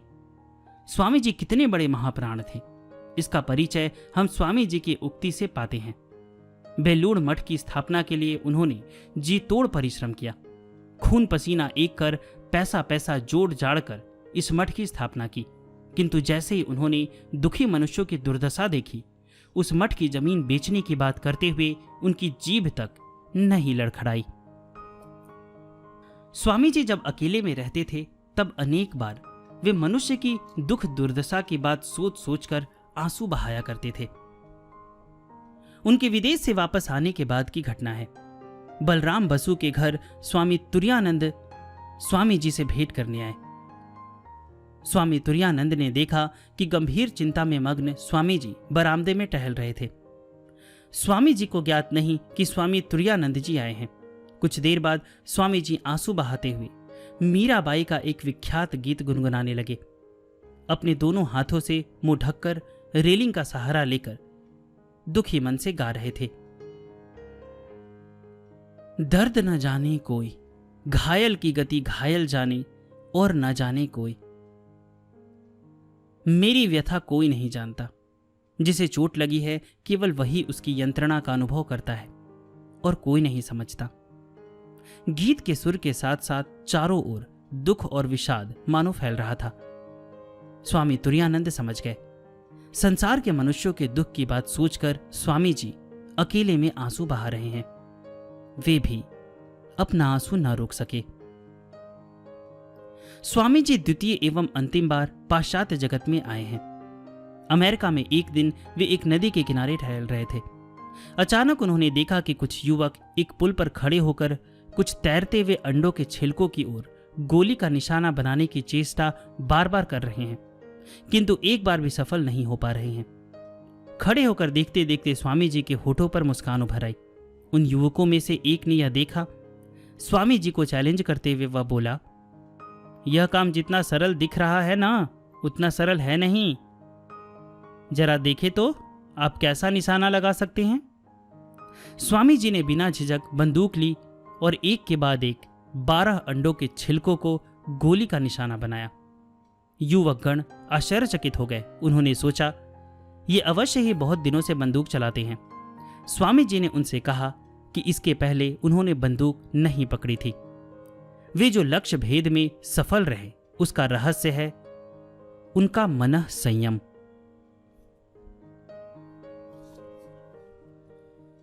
स्वामी जी मिस्र होकर लौट रहे थे। कायरो शहर आए। साथ में कुछ विदेशी शिष्य शिष्या थी। कायरो के राजपथ पर अपने साथियों के साथ घूमते घूमते भूलकर स्वामी जी उस जगह पर आ गए जहां पतिता रमणियों का निवास था। जब साथियों के समझ में यह बात आई तब उन्होंने स्वामी जी को तुरंत वहां से चले जाने को कहा, किंतु इसी बीच स्वामी जी अपने साथियों से अलग होकर रास्ते के किनारे बैठी हुई कुछ रमणियों की ओर बढ़ गए। स्वामी जी पतिताओं की ओर देखकर मन ही मन कहने लगे, बेचारी अभागिन, वे अपने सौंदर्य के सम्मुख अपने देवीत्व की बलि दे रही है। और उनकी आंखों से आंसू बहने लगे। रमणियां पहले हंसती हुई उन्हें आने का बुलावा दे रही थी, परंतु फिर उन लोगों ने ही लज्जा से सिर झुका लिया। उनमें से एक स्वामी जी के कपड़े के छोर को चूमकर कहने लगी, इन्होंने ईश्वर को पहचाना है, यही ईश्वर के दूत हैं। एक और रमणी ने अपने दोनों हाथों से अपना चेहरा ढककर स्वामी जी की पवित्र दृष्टि से अपने आप को बचाने की चेष्टा करने लगी। बेलूर मठ में स्वामी जी जिस कमरे में वास करते थे उसी के साथ वाले कमरे में स्वामी विज्ञानानंद जी रहते थे। एक बार रात के 2 बजे स्वामी विज्ञानानंद जी की नींद टूट गई। बाहर निकलकर देखा कि स्वामी जी व्याकुल होकर बरामदे में टहल रहे हैं। विज्ञानानंद जी ने पूछा, क्या स्वामी जी, आपको नींद नहीं आ रही है? स्वामी जी बोले, अच्छी नींद से सो रहा था कि अचानक जैसे एक धक्का लगा और मेरी नींद टूट गई। मुझे ऐसा प्रतीत हुआ कि कहीं कोई दुर्घटना हुई है एवं अनेक मनुष्यों को दुख झेलना पड़ा है। स्वामी विज्ञानानंद जी मन ही मन हंसे। कहां क्या दुर्घटना घटी और यहां स्वामी जी की नींद टूट गई? क्या संभव है? लेकिन आश्चर्य, दूसरे दिन सवेरे समाचार पत्र में छपा था, फिजी के पास द्वीप में अग्निकांड से बहुत लोग मारे गए हैं। अग्निकांड ठीक उसी समय हुआ था जिस समय एक अचानक धक्के से स्वामी जी की नींद टूट गई थी। स्वामी जी भारतवर्ष के अतीत की महिमा की गाथा बड़े गर्व के साथ कहते थे। उनका यह विश्वास था कि भारतवर्ष का भविष्य अतीत से और भी अधिक महान होगा। स्वामी जी ने एक दिन बेलूर मठ में बैठकर कहा था, भारतवर्ष के आगामी 400-500 वर्षों का इतिहास उलट गया है। मैंने सब कुछ देख लिया है। अपने जीवन के अंतिम दिनों में एक दिन उन्होंने कहा था, आगामी 50 वर्षों के अंदर भारत स्वाधीन होगा। परंतु साधारणतः जिस तरह देश स्वाधीन होते हैं उस तरह नहीं। 20 वर्षों के अंदर ही एक महायुद्ध होगा। पाश्चात्य देश अगर भौतिकवाद का त्याग न करेंगे तो फिर युद्ध अनिवार्य है। स्वाधीन भारतवर्ष धीरे धीरे पाश्चात्य के भौतिकवाद को ग्रहण करेगा। प्राचीन ऐहिक गौरव को नवीन भारत म्लान कर देगा। अमेरिका आदि देश धीरे धीरे अध्यात्मवादी होंगे। वे जड़वाद की चोटी पर पहुंचकर समझ पाएंगे कि जड़ हमें शांति नहीं दे सकता। और एक बार स्वामी जी ने कहा था, अंग्रेजों के भारत छोड़कर चले जाने के बाद चीन द्वारा भारतवर्ष पर अधिकार जमाने की बहुत बड़ी आशंका है। स्वामी जी से उनकी एक विदेशी महिला मित्र मिस मैक्लाउड ने प्रश्न किया था, स्वामी जी, मैं किस तरह आपकी सबसे अधिक सहायता कर सकती हूं? स्वामी जी ने उत्तर दिया था, भारतवर्ष से प्यार करो। स्वामी जी ने एक बार अपने संबंध में कहा था, मैं भारतवर्ष का घनीभूत रूप हूं। भारतवर्ष से प्यार करके स्वामी जी स्वयं भारतवर्ष हो गए थे। निवेदिता ने भी वही बात कही है। भारतवर्ष स्वामी जी के गंभीरतम आवेग का केंद्र था। भारतवर्ष उनके हृदय में धड़कता था, उनकी सिराओं में प्रतिध्वनित होता था। भारतवर्ष उनका दिवा स्वप्न था। भारतवर्ष उनके लिए रात का दुस्वप्न था। केवल यही नहीं, वे स्वयं भारतवर्ष हो गए थे। रक्त मांस से बनी भारत प्रतिमा, भारतवर्ष की आध्यात्मिकता, उसकी पवित्रता, उसकी प्रज्ञा, उसकी शक्ति, उसका स्वप्न एवं उसका भविष्य, ये सभी के प्रतीक पुरुष थे। इसलिए स्वामी जी की जीवनी पढ़ने से ऐसा लगता है जैसे भारतवर्ष के गर्व से इतना गर्वित शायद कोई नहीं हुआ हो। भारतवर्ष की अक्षमता पर ऐसा निर्मम कसाघात भी शायद ही किसी ने किया हो, क्योंकि और किसी ने भारतवर्ष को इतना अपना समझा भी नहीं। मां जिस तरह संतान के सुख दुख, भला बुरा, दुर्बलता, जरूरत, खतरा एवं संभावना की बातें संतान से भी अधिक अच्छी तरह जानती है, ठीक उसी तरह स्वामी जी ने भारतवर्ष को पहचाना था। इसलिए अतीत, वर्तमान एवं भविष्य, भारतवर्ष का हर एक परिपूर्ण चित्र उनकी भावना में था। इसलिए रविंद्रनाथ ने रोमा रोला से कहा था, यदि भारतवर्ष को जानना चाहते हो तो विवेकानंद को पढ़ो।